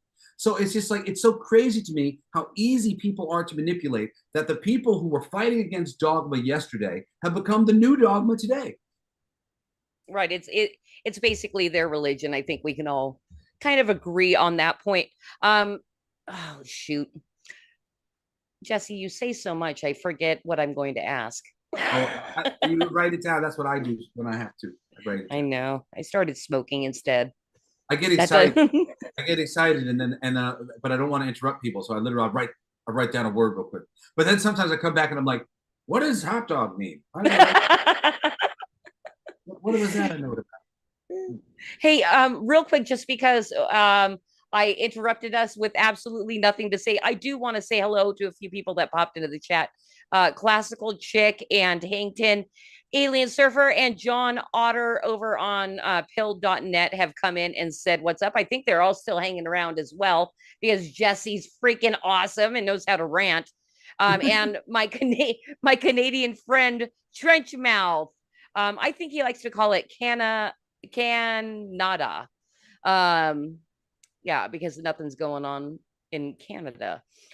So what is up in the chat, the private chat, if you want to share them in the main thing? One of them is a free link to every PDF and like a whole bunch of really cool pitches and things that I've pitched to big companies and Disney and stuff. I put it all in one post. People can go and have at it. Like I've got my whole comic in there, my Deadpool comic in PDF, so you can read the whole thing. What are they going to do? Fucking yell at me? Tell me to take it down? That's really funny. Is that the same Dropbox that you had sent me? Yeah. It's like packed. I didn't realize that was for sharing. Okay, yeah, I'll definitely drop that. I actually made it for a couple writers and artists, like young comic book guys who were coming up, and they were talking to me at cons, and they were asking me if they could look at some scripts and stuff. And so I was going to put together some things for them, and I was like, fuck it, I'll just put together like all the coolest shit that I have that I'm sitting on that might be interesting to anybody who is into the type of stuff that we're into. And I'll just put it on one post, and everybody can go check it out. Like I stand by my work. It's really great stuff, especially the original stuff with the pictures, things that never happened, because that stuff, nobody fucked with it. And then there's another link in there that's for the Blacklight District store. You can buy copies of King of Kings still, and eventually you'll be able to buy Fucking for Our Future, and you can sign up for notifications, stuff like that. But the Dropbox link has all my stuff that I've ever made that I had on my computer for free. All right, guys, you heard Jesse. You can click the link that I just dropped in all of the chats to check out. He's got a lot of stuff in there. Something I really enjoyed was going to the Blacklight District website and watching your music videos. You were our opening band tonight, by the way. That's how we opened the stream. So I played 3 of your videos at the beginning. So for anybody that is watching the replay, that is Jesse's music and writing. And I don't think you didn't do the art though, right? I think you hired. No, I didn't do that. I'm too much of a perfectionist. That was where I started though in art. And one day I'm definitely going to draw my own book, because I just like have a bug up my ass about doing it. Yeah, if you go to we have the comic book music project. Image Comics released in 2016. Blacklight District 6 issues. That was the first thing that we produced. It's if you go to blacklightdistrict.co, we couldn't afford the M, so it's .co, blacklightdistrict.co, and the 6 songs are free there, and the 6 comics are free. Jason Pearson, Phil Hester, one fully covered, painted by J.K. Woodward and Chris Burnham. Great work. And so there are all these artistic interpretations of the stories of the songs with the lyrics printed in the comic, and you follow along with it. It's really, really quite cool. Nobody's ever done anything quite like it. And that actually, because you'd asked earlier, that was the first book that we did. I did 3 projects at once 10 years ago. And this was before I was bringing in other people. I did the Blacklight District. I did the King of Kings, which we had to abandon halfway through, and I've been trying to finish it now. And then we did a book for Mythic Legions, which if you're an action figure person, there's a fantasy line of action figures being produced by Four Horsemen Studios called Mythic Legions. And on their very first Kickstarter, when the amount of customers they had was pretty small, we did a Mythic Legions art book for them. It was actually written by Greg Weisman, who created Gargoyles and is the showrunner for Young Justice. And we had Marcello Ferreira do the artwork, really, really great artist who went on to work at Marvel for Morbius recently and a few other things. And so we had produced that for them. Eventually, we'll be reprinting that and be able to do some more stuff there. But those, like, so we did like a few books, but I ended up basically having 2 fires, and then going through a divorce and losing my big job that I had a big voiceover gig that I was using to pay for all these things to fund them. And I really spent a lot of money to do them the right way and took the time to like really make them excellent. And it just, all of a sudden it fell apart because I didn't have the money to do it anymore. So eventually I had to move on and now come back to it. But it's all coming back together, and there's a lot more to come. Yeah, and in that Dropbox link, and I was kind of surprised when I found it, you have a PDF of the uncensored Fucking for Our Future in there. You know that, right? Oh, So yeah, you're trying to sell it. I don't really believe that in this day and age that most people have, like, because things are free, I can go steal it from a pirate website. There's a little bit of this recognition that I could steal it if I wanted to. And when you choose to acknowledge that and freely give away a digital file, which generally doesn't cost you anything, I think people really have a lot of respect for that. And I think that when you handle comic books the right way as collector's items and don't overprint and abuse people's, goodwill, my 3rd, 4th, 5th, 6th, 7th printing of a book can sell just as well as my first printing if I'm doing clever things each time. If we've got a great new cover, if we've done it in an interesting way, there's all these ways in order to make things collectible, but it just involves actually limiting things. So I really think you can make buying a physical thing, having a t-shirt, being involved in a more real way, very effective. And like I was telling people, read the book, give it to friends. If they like it, tell them to pay for the fucking PDF. Tell them to go buy the book, whatever. Like, I believe in the work enough that I think that if people read the work, they're not going to go, all right, haha, I got away with it. They're going to go, I want this work. So for me, I just want people to see what we're doing and know that we're offering them something great. Yeah, and I did enjoy, and we went into segments, but we haven't really talked about your book. The campaign closed. You were successful, and you didn't do too bad. Something that I need to admit, and I think I even admitted it when I met you over on the Common Nerd podcast, is I absolutely judge the book by the cover because it's in that certain genre of the like titty book, right? Yeah. So I'm like, oh, okay, this guy does this. This guy does like this thing. Cash grab guy. Oh, look at Cause is so sweet. Your campaign is closed out, but something that totally changed my perspective in one word on that podcast is you said you're subverting this genre, and I just love that because I love subversion in any way possible. So can you talk on that a little bit? Trying to do, in anything, my teacher would teach me some math, and I'd be like, how about I do it like this? Right. I mean, like in general, I have a quote on my Twitter that's a very near and dear to me because I had a writing teacher who was sort of the catalyst, I guess, for me going into writing.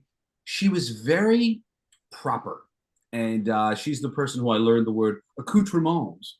We have all of our accoutrements. All right, children, sit down. She was very, very proper. Was that at Half Hollow Hills? No, it was at Ward Melville, Mrs. Krinsky. And she had a class called Independent Writing for Publication. And in the class, every single writing assignment was submitted to a contest of some variety across the nation, across the world, wherever she could find them.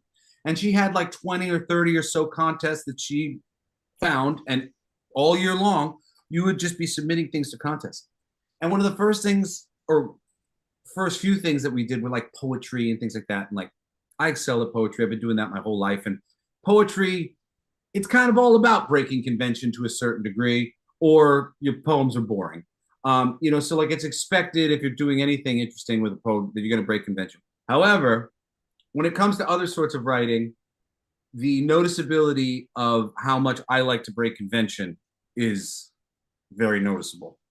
And I was terrified the first time I handed in like an essay or something, because I would just write insanity.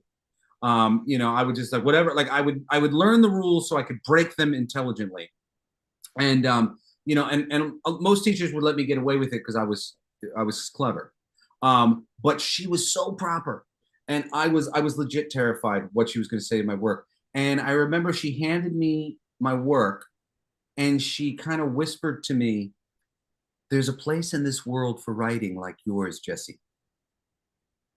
And I was so touched and moved, and it meant so much to me because I knew that I was not her sensibilities. And what she said to me right there admitted to me that what I was writing wasn't her sensibilities, but there was a place in this world for writing like mine.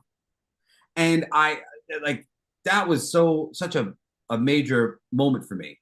And that breaking of convention is why she said that. And with everything, whatever it is, I'm just always looking like the divine feminine. How can we improve this thing? How do we bring this thing to the next level? And and that comes from a love of what you're doing and a love of the source material, and and trying to leave things better than you found them, which I really think in comics there's this amazing world of a revisionist history. One person comes, he establishes something, new person comes in, he saves all the things that we like the most, he gets rid of some of the things that don't work so well, and it keeps getting kind of sharpened and sharpened until flash forward and you've got Frank Miller putting finishing touches on a Batman that essentially we've been reading for 20 years now, the basic pieces that make up this mythological character who's got all of these pieces. So I think that stuff's really important across the board. Awesome. I have to ask you, have you ever read anything from Terry Moore, Strangers in Paradise? I think I've read one issue of Strangers in Paradise. It looked like a drama. I like science fiction. So okay, it was definitely a soap opera. I was big into his books back then, back in the early 80s, and also Omaha the Cat Dancer, which was very soap opera-esque. But it was also, an anthropomorphized version of a titty magazine, with all the sexual innuendo and all the other types of craziness. But the stories were really well written, and it was drama, and they were good reads. And then you go ahead. Oh, sorry. You can finish. No, go ahead. I was just going to say, most of the people who play in this genre, they're doing it because they don't think they can do anything else, for one. And for two, most of the writing in comics is not good because half of the projects are artists who often think that they can write, don't really have a real perspective on the quality of the writing. Writing is fucking everything. Don't let anybody tell you anything different. Everything can be fixed with writing, and having a fucking idea about how things are going to be set up from the very beginning. That's where all your problems start. That's where all of them can be fixed. Everything beyond then, you're fixing the problems after the fact, and that's cool. But from the foundation, yeah. You need to get a hold of her husband, Scotty Mack, because Christy's husband is the writer. He also does artwork too, but he writes some great stuff and then throws it on one of the artists that they work with regularly. And the stuff they're two people of the same mind, and so that Scotty can write out a story arc and give it to the artist, and the artist transforms it and actually knows what Scotty's thinking. Oh, and that's I think you're referencing Ben, who checked Ben. in the chat earlier, by the way. Yeah, no, hey, Ben. yeah. They're like two parts of one mind. They work so well together. Exactly. And that's what I like about what you're doing, is that you've got this talent, not just for drawing, but you have this talent for a story. You tell a good story, and that's what captures people. If you have a good story arc and you take it and run with it, and you get a good artist to do the work, you should be winning people over left and right and sideways. I think too many people out there, like you said, are hacks at writing, and they have this ridiculous formula concept in their head that they've been instilled or ingrained upon, and they do shitty work. You're 100% right. Yeah, well, I mean, it's like very easy for people to learn the most basic patterns that are repeated over and over again and then regurgitate that. So most, like 90% of all the writing, it's just doing the same thing that they did on 24 or they did on Lost or they did on Star Trek. Like everything's just like a little piece being built upon. So you don't have a lot of like really interesting things happening in general. There's two things that like I'll really say to that. One is I can remember the best book that I've ever read on writing, and I recommend it to anybody. I recommend it to pro writers all the time. It's called Wired for Story. And essentially what Wired for Story will teach you is to not have any ego about your fucking writing, because nobody gives two shits about your clever dialogue. Nobody cares about that character that you did all that extra little work on. People are looking for one thing: the human experience. And that is want and pursuit. Okay? And struggle. That's it. I want this. I pursue it. I struggle. The more you make them struggle, the more you make the want right and true for them, the more your audience will demand that God part the fucking heavens, come down himself, and give them their happy ever after, because you want to see this character happy because they have struggled enough. My friends, that is all anybody is looking at. When I'm writing something, I'm not thinking that Jesse did all of this fun stuff for you. Granted, I'm trying to make it nice. I'm trying to make it fit all together and be cool for you so that maybe you'll be glad that I packaged it up for you. But all I know is you care that I have a character who wants a thing and that they're trying to get it. And I can't make it easy on them or you won't like them. That's why you don't like most of the women that they've been putting in the films over the past decade, because they're doing such a disservice to the women, because they won't put the women through as hard a struggle as they'll put the men through. Sometimes it's like, well, we don't want to beat up the woman kind of thing, whatever. But really, like you're taking away the woman's power. The fact that the woman is disadvantaged and has to overcome a situation and might have to use her brain or might have to use whatever it might be to overcome the fact that she is disadvantaged. Like, that's great. Like we need those. That's the shit that makes it. So that's the first thing. Then there's the second thing, like in terms of writing. I had a friend of mine, he made a short film. And I forget what the short film was called. I don't know how to tell this story the best so that you can get the experience that I had. But he tells me about the thing.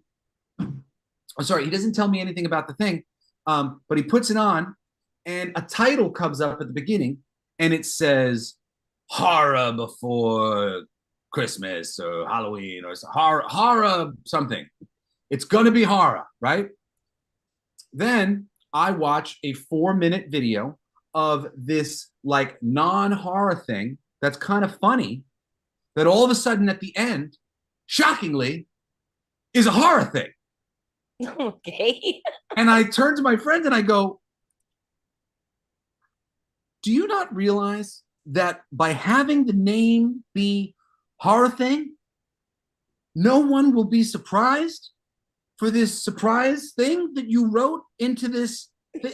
Like, this is the level of thinking that your average non-writer has, because you really have to spend a little while thinking about certain types of things in order to start to have a if so facto, this is going to work in this way, this will affect this in this way. So sort of the bane of most modern writing's existence is that Nothing affects things. You know, South Park, Trey and Matt Stone, you know, they do some of the best fucking writing in the business. They will tell you it's not about this happens and then this happens. It's this happens and so this happens. This happens and therefore this happens. This happens and therefore and so we're saying because of this, this must occur.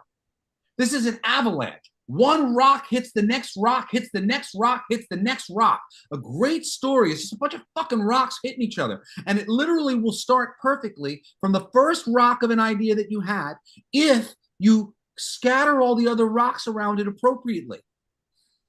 And it's not about you. It's about the fucking perspective of this one rock, this one little piece of a thing.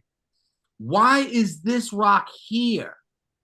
If all the other rocks match to correspond to that first rock and complement that first rock, you're going to have the most beautiful, amazing fucking story. People are going to love it because it's all built organically out of the core love, the core idea. You know, that's how you have to run these things. And, you know, bringing it back to fucking for our future, I didn't want to make a nude book. I was working for a company called Merck Publishing. They do Death Rage and a book called Miss Meow. And they were selling all my books, a book I was doing for them called Guns and Angels. And they were selling them with titties. And I was literally like, every cover would come out and I'd be like, how do I write this into the book to make sense of it? You know, like, because I wasn't liking how their soft titties were affecting my story. So long story short, this company really pissed me off. They basically laid off my best buddy who they brought in, which was why I was brought in the first place. I don't like when people mess with my friend. And I was like, fuck these people.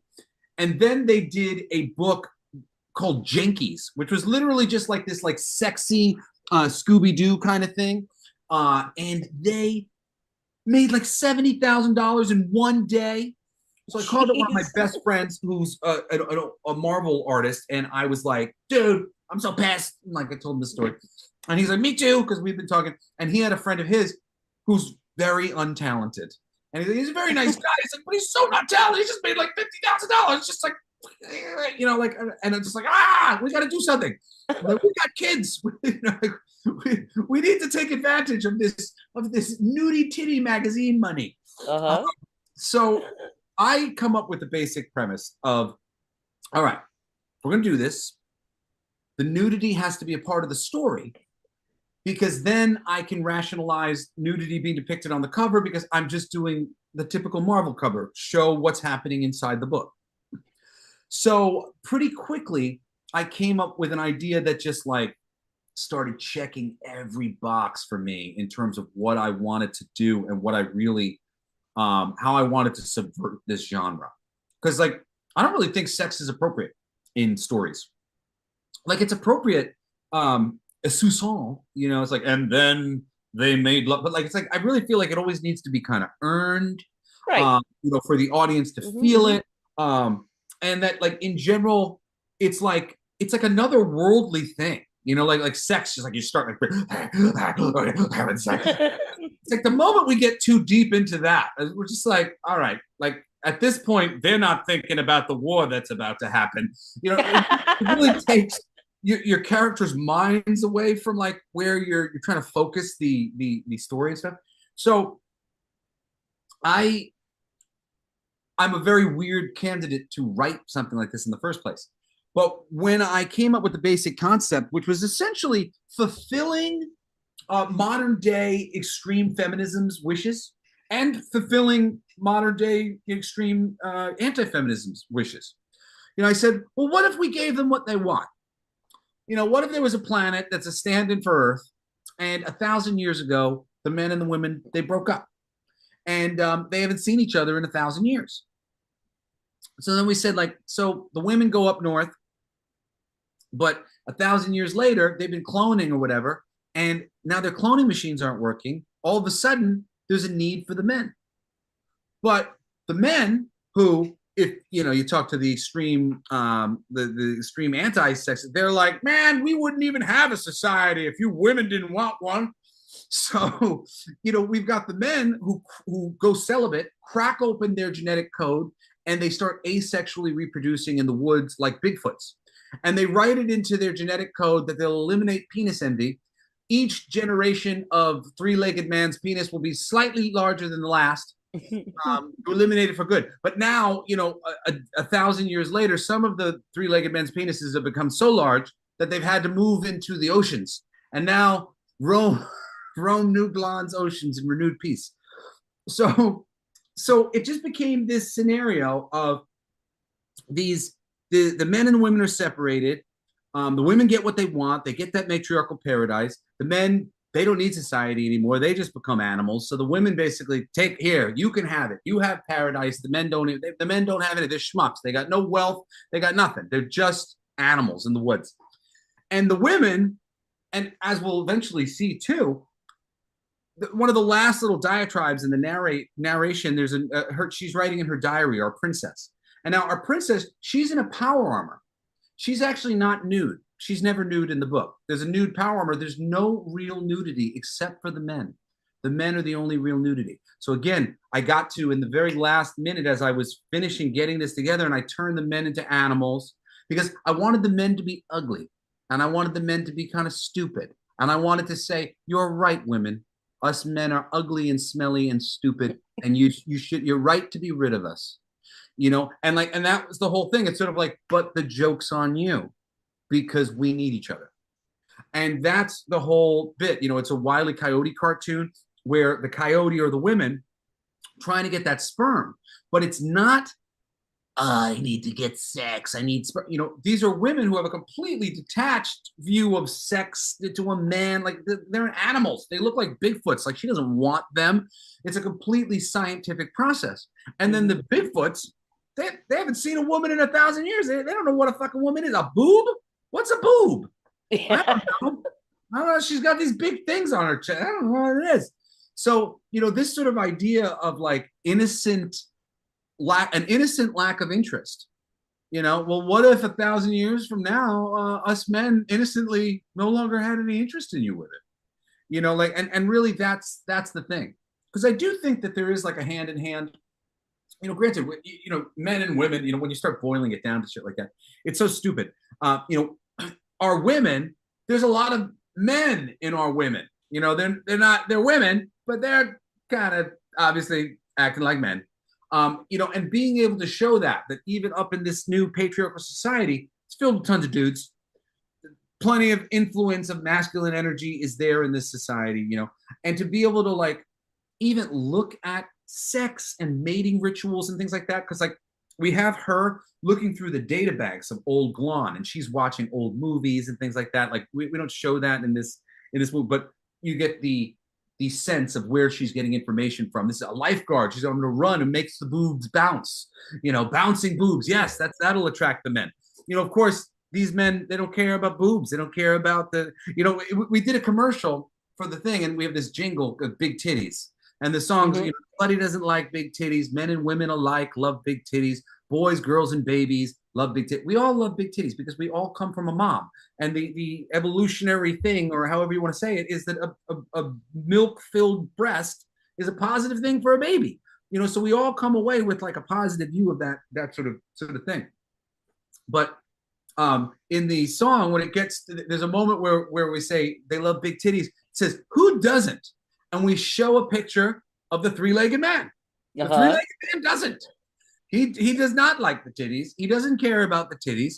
And Bossy and Princess Dickhouse is going to learn this the hard way over a long period of time. And it's so funny because I didn't think I would do it for a long time. I thought like, we'll just do this one book and like try to make some noise and whatever. But it's been so fucking funny. It's been so funny to write it. I can't wait to write the second issue. She's going to the beach and she's going to try to get one of the ones that lives in the ocean, and she's going to use the she's gonna attach to the penis, and the dude's gonna freak out. He's like, and it's like running on water, you know. And then he's gonna be swimming, trying to smash her into all the coral, trying to get it off, you know. Like, but like this is it, you know. Like my sex book is the sex book that when the lady puts her supposed mouth on the penis, he's screaming, going, "Get it off! Get it off! Ah, I don't know what's happening." Right. You know, That's what kind of book this is. It's a completely subversive take on a genre that is generally very kind of slimy and erotic. Right. Well, hey, I did have a question too, because you were exclusively on Kickstarter, and I know, because you're in this genre, and I've seen other people whose other campaigns, even though they push, that are not in the genre, they've done crap, but then they put it in the titty genre or do another book in that genre, and it kills it on Kickstarter. Do you think any of much of your backers came from just being in that genre? I don't know. I mean, we spent $1,000 advertising to people. I mean, really, like, we were very disappointed in like our conversion numbers at the end, even though I'm told our conversion numbers were pretty good. I mean, at last I checked, it was like 22% or something, which I was like, it's not, because we had like 500 people waiting, for notifications and whatnot. So, I mean, we were constantly running ads. Then towards the back end, I was constantly doing shows, and I like just as many as I could, and like whoever I could get with and talk to. So, I mean, we were getting traffic from Kickstarter initially. It was going pretty good. I mean, that's why we played this card. That's why we did it. I think with all of this stuff, they make it really difficult for you to succeed, and they kind of make you have to keep coming back over and over again to build up steam on these platforms. So, I think we're still building steam. This was our second book. Our next one will be King of Kings #2, and probably fucking for our future #2. It's just kind of one after another. And, with each one, it gets a little easier, a little harder to speed up the process and, start heading them back after back after back. Right. Okay. Hey, can I take you into our last segment? Because we're actually going a bit long tonight, because that's what he said about the three-legged men. This is our closing segment, and this, I don't know if this correlates with three-legged men, but on Creative Chaos, we always brand our guests, but it's just a Flip City brand, no kind of sex cult type of thing. So I picked something that you might enjoy, because just a little bit that I know about you, you're pretty freaking red-pilled, but you're also really high energy. And we all know that evil rules the world, and there's absolutely nothing we can do about it. So it might be time to end it all. Okay. So what I'm thinking is, we here over at Flip City, we're devout capitalists, and have made a contingency plan to sell suicide machines if our funny magazine fails, right? Because it's hard to indie publish. So Consumer Reports ran the best and worst of machines that are on the market, and we've chosen a couple that we might sell, but we can only afford to start with one. Would you help us make a decision on which would be better to sell? I've got the two that we've chosen, and chat, if you're out there, while Jesse reads these out loud to everybody, help us decide between the two which of the suicide machines might be best to sell. All right, here we go.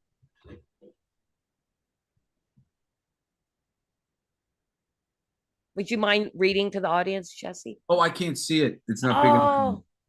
Are you on a phone? No, I'm on my computer, but it's in a little thing up here. Let me see. Wait. Yeah, pin it. Yeah, pin it. Sorry, you came. I forgot to tell you. Together. If you've got to go, why not take someone you love with you? That's the stroke of genius behind Schwanson's family-friendly Together model. The spacious capsule lobby offers room for 4 with AC, beverage holders, cushioned interior, and entertainment console, plus a 25-inch flat screen with streaming entertainment services. Rotating depositor system loads remains in a compositing bin located on the underside, making this one of the most environmentally friendly models available on the market. After the compost cycle, the model can be rinsed out and reused for generations and comes with a 20-year warranty. The Together, in garage storable and available for friends and relatives to jump in anytime. The Togetherist computer automatically forwards courtesy electronic parting messages to loved ones, reminding them how totally horrifying life on this planet really is. Perks. In the warm season, the Together doubles as a vegetable greenhouse. Termination method. Slow drip potassium chloride 4 ports and watching Disney Plus network. Change of mind. Together is equipped with multiple handheld emergency release controls. One drawback, all occupants must agree to abort. Rating, All right. 3 skulls. Very good. Very good. Thank you. And if you can hold that while we read the next one, after we're done looking at all of these, you can help me decide which one we're going to purchase to sell. Oh, am I doing this one too? I can read it if you want. Okay, I got it. Gurklen Chill Pod. This Costco exclusive relabeled import from Germany offers high quality at a low cost, a hallmark of Gurklen products. The Chill Pod is the choice model if you have a bummed out teen or a young adult ready to pull the plug. Capsule features a cozy pillowed interior that also accommodates one small pet. Pod doubles as a photo booth, and designer earbuds help the departing check out to his/her choice of millions of tunes via Spotify Premium. The Chill Pod is mass-produced in an exciting range of interior-exterior style options. Choose from urban hip-hop, sad girl kitty, metalcore, or Marvel superheroes. Increasing your follower counts is critical in life or in the afterlife. So the Chill Pod offers web broadcast capability to stream the big event on Facebook, Instagram, and TikTok. If you've got to go, you can at least rack up some record likes and follows along the way. All broadcast monetization rights reserved by Gurklen International Products Incorporated. Termination method, unbearable boredom. Power source, system runs on combined natural gas, electricity, and dashed hopes. Self-immolation cycle reduces pod to a pile of ashes in 90 minutes. Features, tinted privacy glass, post-mortem makeup misting, System conceals visible acne. Performance, Chill Pod is slow to warm up and frequently sluggish. Unit emitted persistent error codes indicating that it hates us and we're ruining its life. Rating, 2 skulls. Very good. Wow, Jesse, I can see why people would hire you for voiceover work. We're just going to look real quick because there's a couple more here. We're not going to read the the consumer reports, but we've got the Singling Songbird. Okay, that like one's Matthew way too McConaughey. cheap. This one we can't afford. The Allegro Achiever Series Masterclass. We can't afford to like invest in that one, but we're going to get reminded here with a little thing. So the 2 that we read that we're considering buying so that we can then sell to the general public was the Gurklen Chill Pod and the Schwanson Together. Do you have, based on the wonderfully read reviews, what would you suggest? I'm going to go with a match. It's inexpensive, it's lightweight, you carry it in your pocket. One of those matches that you just need like a kind of rough surface and just, just a match and a good old fire. That's nice and cheap. I think we should save our money and just use a match, or maybe hire a homeless man. I don't know. Now I'm trying to be a capitalist selling something here, and you're telling everybody how easy it is to just self-immolate. Oh no, I've ruined your plan. Yes, you did. Now, go out in style, guys. Buy the Trump gold chamber thing and, put yourself in the wood chipper and do it the right way. All right, very good. Well, I super appreciate you helping us out with those. And that's going to make an excellent short for us to sell our suicide machines. I didn't even have to pay you for your voiceover tonight. Take advantage while you can. Yeah. They don't want my voice in Hollywood anymore. It's too white and male. I have to do all my voiceovers like this now. It's much better. I've been having a much easier time. Oh, you know what? Now you sound like Mickey Mouse. I do remember one of my questions from earlier. So I'm wondering how many. Okay, so you say everybody loves you, and which I would agree, probably. But as far as, being more and more divided over the last decade or so, have you lost more conservative friends or liberal friends? You've had to lose some friends. I haven't really lost any friends because people are afraid to confront me. Interesting. Are you a violent person, sir? No, it's not that at all. I'm the child of a celebrity, and they do not want to accidentally lose access to a perceived bit of fame that they're connected to. So it's That's very funny. But there's also a couple other factors. I don't take no shit. Everybody knows it. Everybody who knows me knows that I probably stood up for them, stood up to somebody, said something that nobody else wanted to say at the time. People know me, and they know that I don't go quietly. So people don't like to fight me because I win. And it's just, it's like when you don't lie, you don't have to remember anything. And that's kind of how I've always lived my life, doing right to other people, treating other people the way I hope that they would treat me. And being somebody who was very quick to call it like I see it if I don't see that happening, because I believe that that is a fucking small thing to ask. Everything beyond that is, hey, will you do this for me? Hey, will you be helpful? Will you be inclusive in your life? Will you be charitable? All right, you don't want to be charitable? Fine. Just do not go around raining on other people's parades and making other people's lives worse. So for me, the position that I come from, it tends to be the worst I get is like, quit defending them. You're using your powers for evil. That kind of thing, because Okay. and I'm like, no, I'm trying to tell you, we're being fucking used, man. And it's it really pisses me off to such a terrible degree that what we've got going on right now is a repressed class who's been repressed back in retaliation. And it's so disappointing to me that the repressed class is repressing. It always was like the same thing where where black guys were very anti-gay and everything. And I was like, man, your black culture is being repressed. How do you stand for another culture being repressed?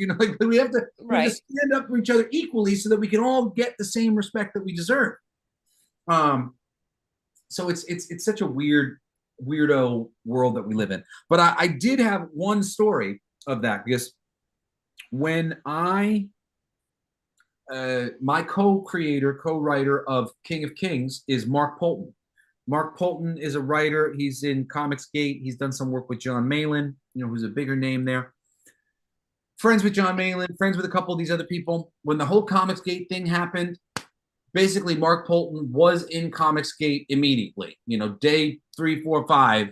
And he called me up and he was like, hey man, I'm really sorry, but I'm in Comicsgate. It is what it is. It's like, but my friends are in it and I'm not going to reject them. And I basically said to him, well, you're my friend. I'm not going to reject you. I'm not really interested in this whole Comicsgate thing for a number of reasons. But more power to you. But at a certain point, I got offered some work through him, and I reached out to an artist friend of mine named Scarecrow Oven. And I said, hey, I got an offer for this job. I want to offer to you, but I just want to warn you. I'm it has some loose affiliations with some people who are kind of associated with Comicsgate. And this motherfucker just blanket, just doom, overnight, done. And it's the funniest fucking thing in the world to me. Because every other day, I want to fucking send him some sort of message going, are you fucking kidding me? Do you really want to play the game of who is more morally awesome? Seriously, somebody judging me like that and making out something I warned him. I told him what the situation was, for somebody to make me feel like that because of my association, that they have the power to just go, right, I don't want to be associated with you anymore. Just pissed me the fuck off. Just really made me go, never. Nobody will ever make me feel like this ever again. Mm-hmm. And I kind of went quiet at the time because I didn't know how to deal with it. I was just I don't want to be in the middle of this nonsense. And I don't like how either side's really fighting.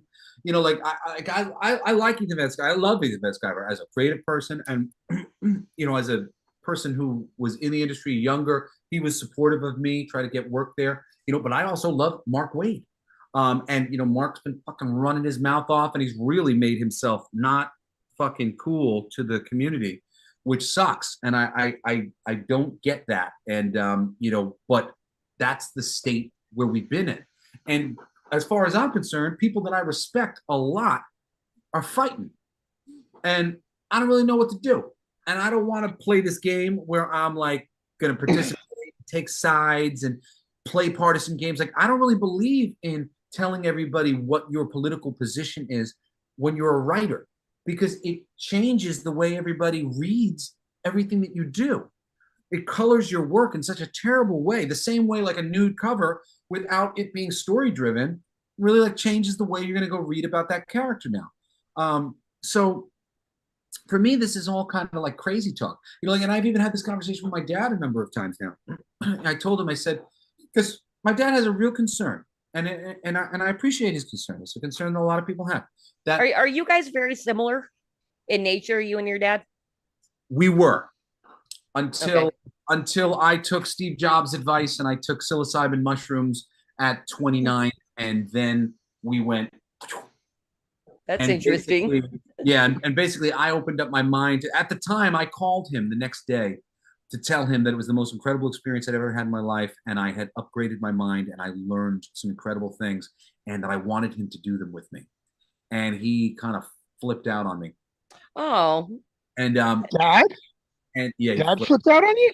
He's straight edge. He's never done a drug in his life. No, I know. Dad's It's clear to me that friends of his had tried to peer pressure him, and so I was like a very major peer pressure, and he sort of reacted very badly to it. They've all come around as time has gone on to the psychedelic medicines, and that there's a lot to learn and to be offered, from those things. The stupidity of these drugs, because Steve Jobs said he would not have invented Apple computers if not for an LSD trip in college. And when I heard that, I took that very seriously. He was one of my idols. And I was like, wow, that's a profound statement. At 28, when I started drinking socially, I also started smoking marijuana socially. And I realized that I had anxiety like my whole life. And I didn't know that I was walking around with anxiety. It really like calmed me down. So all of a sudden, when I was looking up the LSD, which was synthetic, and then the mushrooms seemed better to me. But the upgrade that happened to me there changed my life. I was just living the closed-minded life that most people are living, really believing in a limited amount of things as being possible. And ultimately, as a really rational and loving, positive person, I was just trying to get us all on the same page of rationality so that we could, just come together and like figure this out, right? So I went to, sort of the other side of things and really opened my mind to not needing absolute proof, being willing to listen to many, many interviews and many people talk and many people's personal experiences, and being willing to read many different perspectives on a thing to ultimately get at something closer to the truth, something closer to than the sanitized thing that they show us. So I said to him, because my dad was the one who taught me how to be a centrist, but over time he definitely started to lean more left. And I think a lot of it was because he was feeling very validated by people who were fans of his, who were showing up in politics. And he felt like, these are my people. Like, I trust this system even more now because I know these people. They're fans of Twisted Sister. They're fans of mine. I've talked to these people. They're nice people. Unfortunately, it's very easy to corrupt people with money. It's very easy to blackmail people. Just because people like your music and people did grow up with that sort of idea or whatever in their mind doesn't mean anything, unfortunately. And all of these systems are corrupt. I'm a Russell Brand, kind of centrist. It's like, not that I think you're wrong and you're wrong. I think we're all wrong. I think this is all wrong. And I think we really need to fundamentally be rethinking how we're thinking about all this so that we can come together. But my dad started saying some things that were really aggressively anti-Trump, anti-Republican. What do you want to say? And I said to him, hey, Dad, I understand that you're nervous that there's this like dog whistle that's being put out to right wing, that, we have Jewish blood, because we converted somewhere along the way in my family, but like our ancestry, we have people who died in the Holocaust, whatever else. So, things like racism, stuff like that matters to us. And he's feeling like, he's getting all these messages about the dog whistle of the right, which I really do not believe is true. But he believes it, as a lot of people do. And so he started kind of opening his mouth about a couple different things. And some things that he was saying were things that I knew were like these snap a branch. I'm done with D. Snyder. I'm never listening to D ever again. Fuck that guy. And I went to my dad and I said, listen, I actually don't think that there's as many of these people in the world as you think there are, and as they think there are. But let's say there are. Let's say there are at least a bunch. What a terrible thing it would be to cut them off from the artistic musical works of D. Snyder, a man who is absolutely not sexist or racist or phobic in any way. Right. Don't those people need your music the most? And isn't it awful to think that they might not get that medicine now because you just needed to say some quick little quippy thing on social media about something that you were pissed about? But now it skews the way people view your artwork for all time.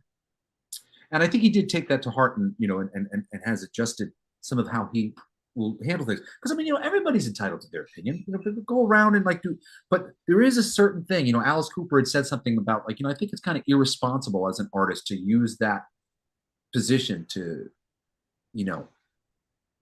peer pressure people. Influence and sway. To use their influence to sway somebody's opinion on something. Yeah, I agree.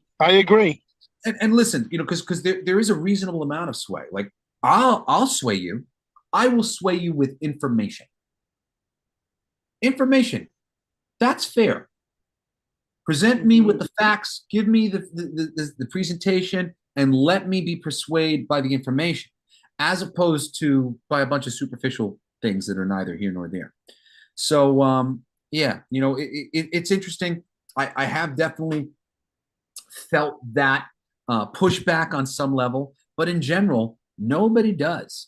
And more, I've just been opening my mouth, and I'm just constantly surprised how the whole world doesn't burn down. Because honestly, for like 10 years, as I awoken to, because I was always very sharp about what was really going on, at least industry-wise to a certain degree. I would read whistleblower books and things that I needed to know to understand various industries and stuff. So I understood that we were under a pretty corrupt system. But the likes of the corruption that we were actually under is so insane.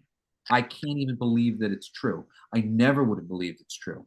And it requires so many hours of fucking reading and watching and listening to information to get to the point where I'm at, where I'm like, oh, wow. It's just all a lie, and it's all connected in so many fucking ways. And it's so complex. And, it really, it's funny. I've got a third podcast now that I'm doing, which is probably a good place to bring it for a landing, called Everything They Don't Want You to Know. The introduction is up on the introductory episode is up on our YouTube, Blacklight District Studios YouTube. But the podcast hasn't started coming out yet. I'm like 6 episodes in, but I took off a couple of weeks because my teeth, but they haven't started releasing them yet. But Everything They Don't Want You to Know is just all about esoteric information, the Illuminati, the Freemasons, all this shit, all the stuff that they don't want you to know. They don't want you to have any idea about any of this shit. It is so fucking complex. And the reason why I'm doing the show is because there's a problem. There are kind of 2 types of people who want to give you information.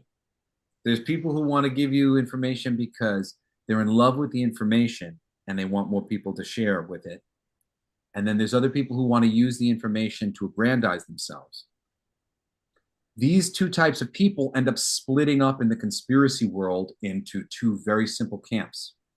The people who are self-motivated, they do a general thing, and they end up creating kind of like cults where they're just talking about all of the things at once.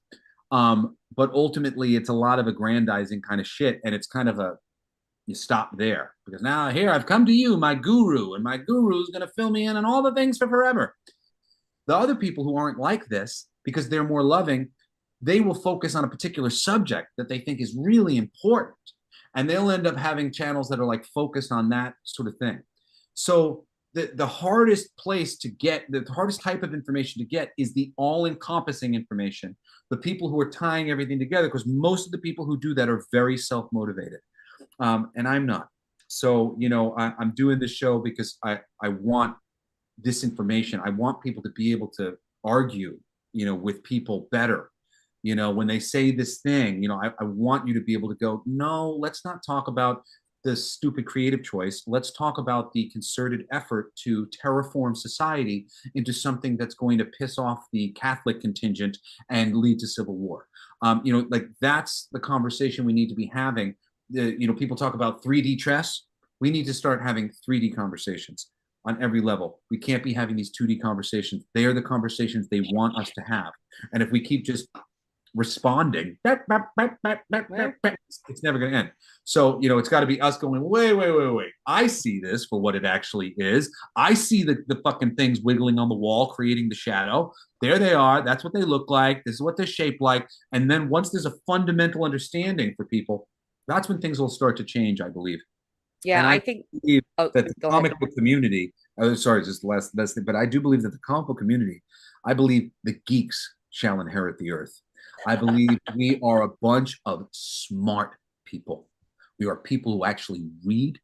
We're people who are empathetic and appreciative of craftsmen. These qualities are so important to a community. People who appreciate things, people who care about an idea of a community.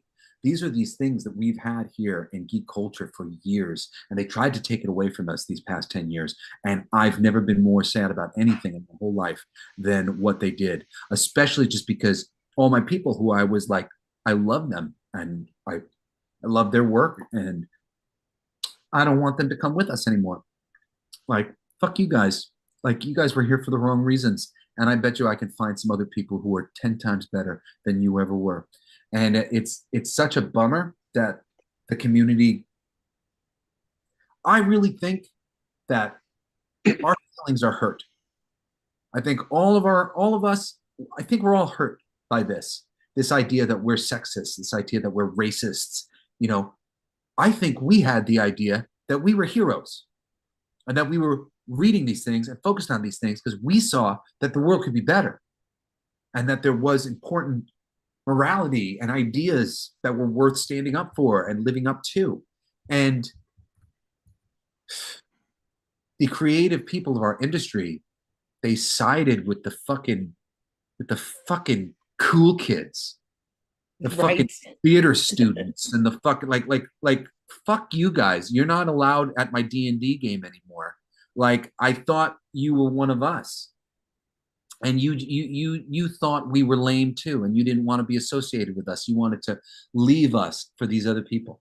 And this whole just this idea that you can have a fucking entertainment world without an audience is just the most insane fucking thing I've ever heard of in my entire life. I've always been audience oriented. And, you know, everybody should be. If you're trying to entertain people, it's a community thing. You know, you're bringing a gift to people. You're offering them something. You want them to enjoy it. It's not just about you. And this modern day of entertainment of just everything's about me and self-inserts and all this stuff just kills me. I've very rarely had any character in any book I've ever read who I would count as any sort of self-insert. It's like kind of crazy to me when I see that stuff happen. So Right. I don't know. It's all fucking nuts. This was a great conversation. Well, absolutely it was. And Jesse, I bet you are just a blast at a party. And I wish I could keep this live party going on, but we're going to have to move backstage because 2 hours is the absolute limit for Creative Chaos, and we've hit that mark. But so we're going to close the show out. I'd like to thank everybody that popped into chat. I gotta run to the bathroom. Yeah, you go do that. Except for now, I'm going to have to pitch his shit for him because he's pooping. Anyway. All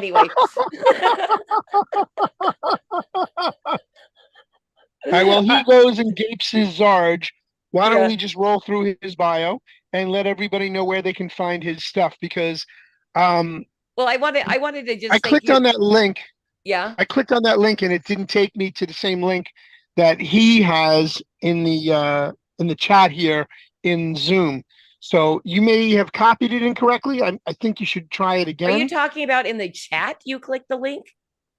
In the chat here in Zoom, I clicked on the link and it took me to the page, and then I clicked on it on Foxhole and it didn't take me to the same page. Oh, yeah. No, I had dropped the link in chat, in all of our chats, in the live Yeah, but chats. I think it was the wrong link, or you're Really? missing a part of it because it's not opening up to his stuff. Okay. Oh, So it's I need you to redo that. I lost one character on there. Okay, I will And it drop that in the totally, chats yeah, again. and it totally did not take anybody to the right page. So that needs to be dropped if you can. I heard I ya. I had so much stuff I wanted to talk with him about. I mean, I barely got to touch on any of it because we had such an amazing conversation about the industry, and I really appreciated what Jesse brought to the table tonight, and it totally threw you off schedule. And I know you were like, okay, well, we're just going to sit back and let it roll. And I tried to bring things back here and there, so I hope that was of some help to you. Oh yeah, no. Well, like I said, we can't pass 2 hours, but we can continue a conversation backstage. So Yeah, if you have absolutely. any additional questions, and we could always have Jesse back on Creative Chaos. I Oh, also, and we should. We should he definitely have Jesse he back. also just kept getting like literally darker and darker. I know it was. No, Jesse, we're closing the show. So thank you to everybody that came to Creative Chaos tonight. Jesse is fantastic. I'm so happy that we met a couple of weeks ago over on the Common Nerd podcast, which you can catch me on about every other week. I landed myself a panel spot over there. So check us out on Common Nerd on Wednesdays. Of course, come back next week, Thursday, 6 p.m. PST. My guest will be Jason Sandberg. And of course, go check out Flip City Magazine. We have free stuff posted online. You can give us your email to get more free stuff sent to you, because we believe we are making America laugh again, which is part of our mission statement. That's flipcitymag.com. And then Batman, one more time, where can people find you and our wonderful producer who's always backstage making everything run so smoothly every Thursday night for Creative Chaos? Well, thank you. I appreciate that. Yes, you guys can check us out at the number 3, Beermen, BEERMEN.TV, and go to the click the segment that says Watch Here. And if you want to catch us live, come see us on the Foxhole or pill.net on Sunday evenings, 7 o'clock Big Apple time, 4 o'clock avocado time, because we talk about beer, pop culture, and technology. Because on Sunday night, when you want to just kick back and relax. Huh? I don't know. I heard something. I didn't do anything. Okay. But yeah, you guys can come check us out. We don't talk about politics. We talk about beer, pop culture, and technology. Sometimes the pop culture aspect of things brings us into politics, but we stay on the fringe. We're not really here to talk about politics, as we're not here today to talk about politics. We're here to talk about conspiracy theories. And Jesse, we love you. You were great. Thank you so much. This was an amazing show tonight. We really appreciated your energy, and we want you to come back and join us. Oh, sure, absolutely. I'm always whether I'm promoting my comics or my band Dilf USA. If you guys haven't checked out my band, we're like a punk rock Steel Panther. Dilf USA, we've got a YouTube channel, and we've been making all of our own videos, and they're all comedy stuff. I think Christy checked out some of the stuff. It's pretty fun stuff. But I'm in this stage of the game where I just want to have fun doing what I love. So I've done so many things out of necessity to make money, and I realized that like everything that I did for love, I wasn't loving it anymore. So Dilf USA and and Blacklight District Studios is just like, fuck it, I'm just gonna do it the way that I've always wanted to do it before. So please support me, and you can follow me if you just type in my name in any place where you listen to podcasts and stuff. Jesse Blaze will get you far with podcasts. Will get you far with music. And Blacklight District Studios on YouTube, and Dilf USA on YouTube, and you will be supporting me plenty. Woohoo! Well, we're looking forward to seeing what you're doing with I did not see King of Kings in that Dropbox, but I'm looking forward to seeing what that is all about. And also, of course, your next Talking for the Future, because that was pretty freaking funny, the digital one. I did drop the link to your Dropbox in all the chats. I guess I had to fix it. So anybody that's interested, go click that link. And then yeah, support Jesse. Again, thank you everybody for coming to Creative Chaos. Jesse, if you want to hang out and talk backstage, we can totally do that. We just need to close out the live. So good night. See you guys next week. Bye.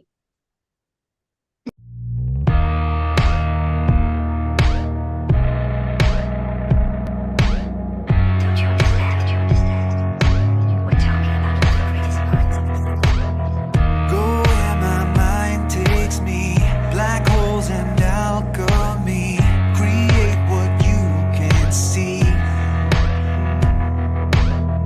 Glory and infamy, grown from the self same seed. Don't mind the mark I leave. No today and no tomorrow, not for joy and not for sorrow. Here's the needful, here's the follow. Mad at him, no today and no tomorrow, not for joy and not for sorrow. Cause the needful, here's the follow. Mad at him, mad at him.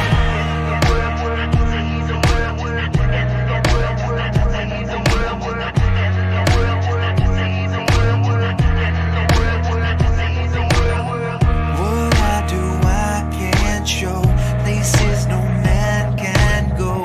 They may not ever know. My hands can make time bend. In dreams I've made worlds end. One day I'll make amends.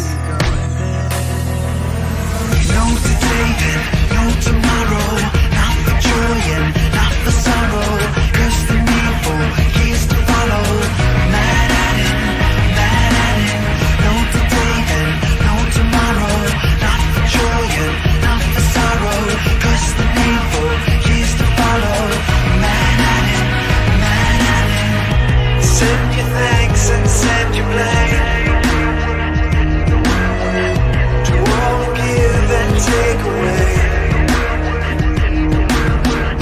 Send your thanks and send your blame. To all who give and take away. No today and no tomorrow, not for joy and not for sorrow. Cause the needful, here's to follow. Mad at him, no today and no tomorrow, not for joy and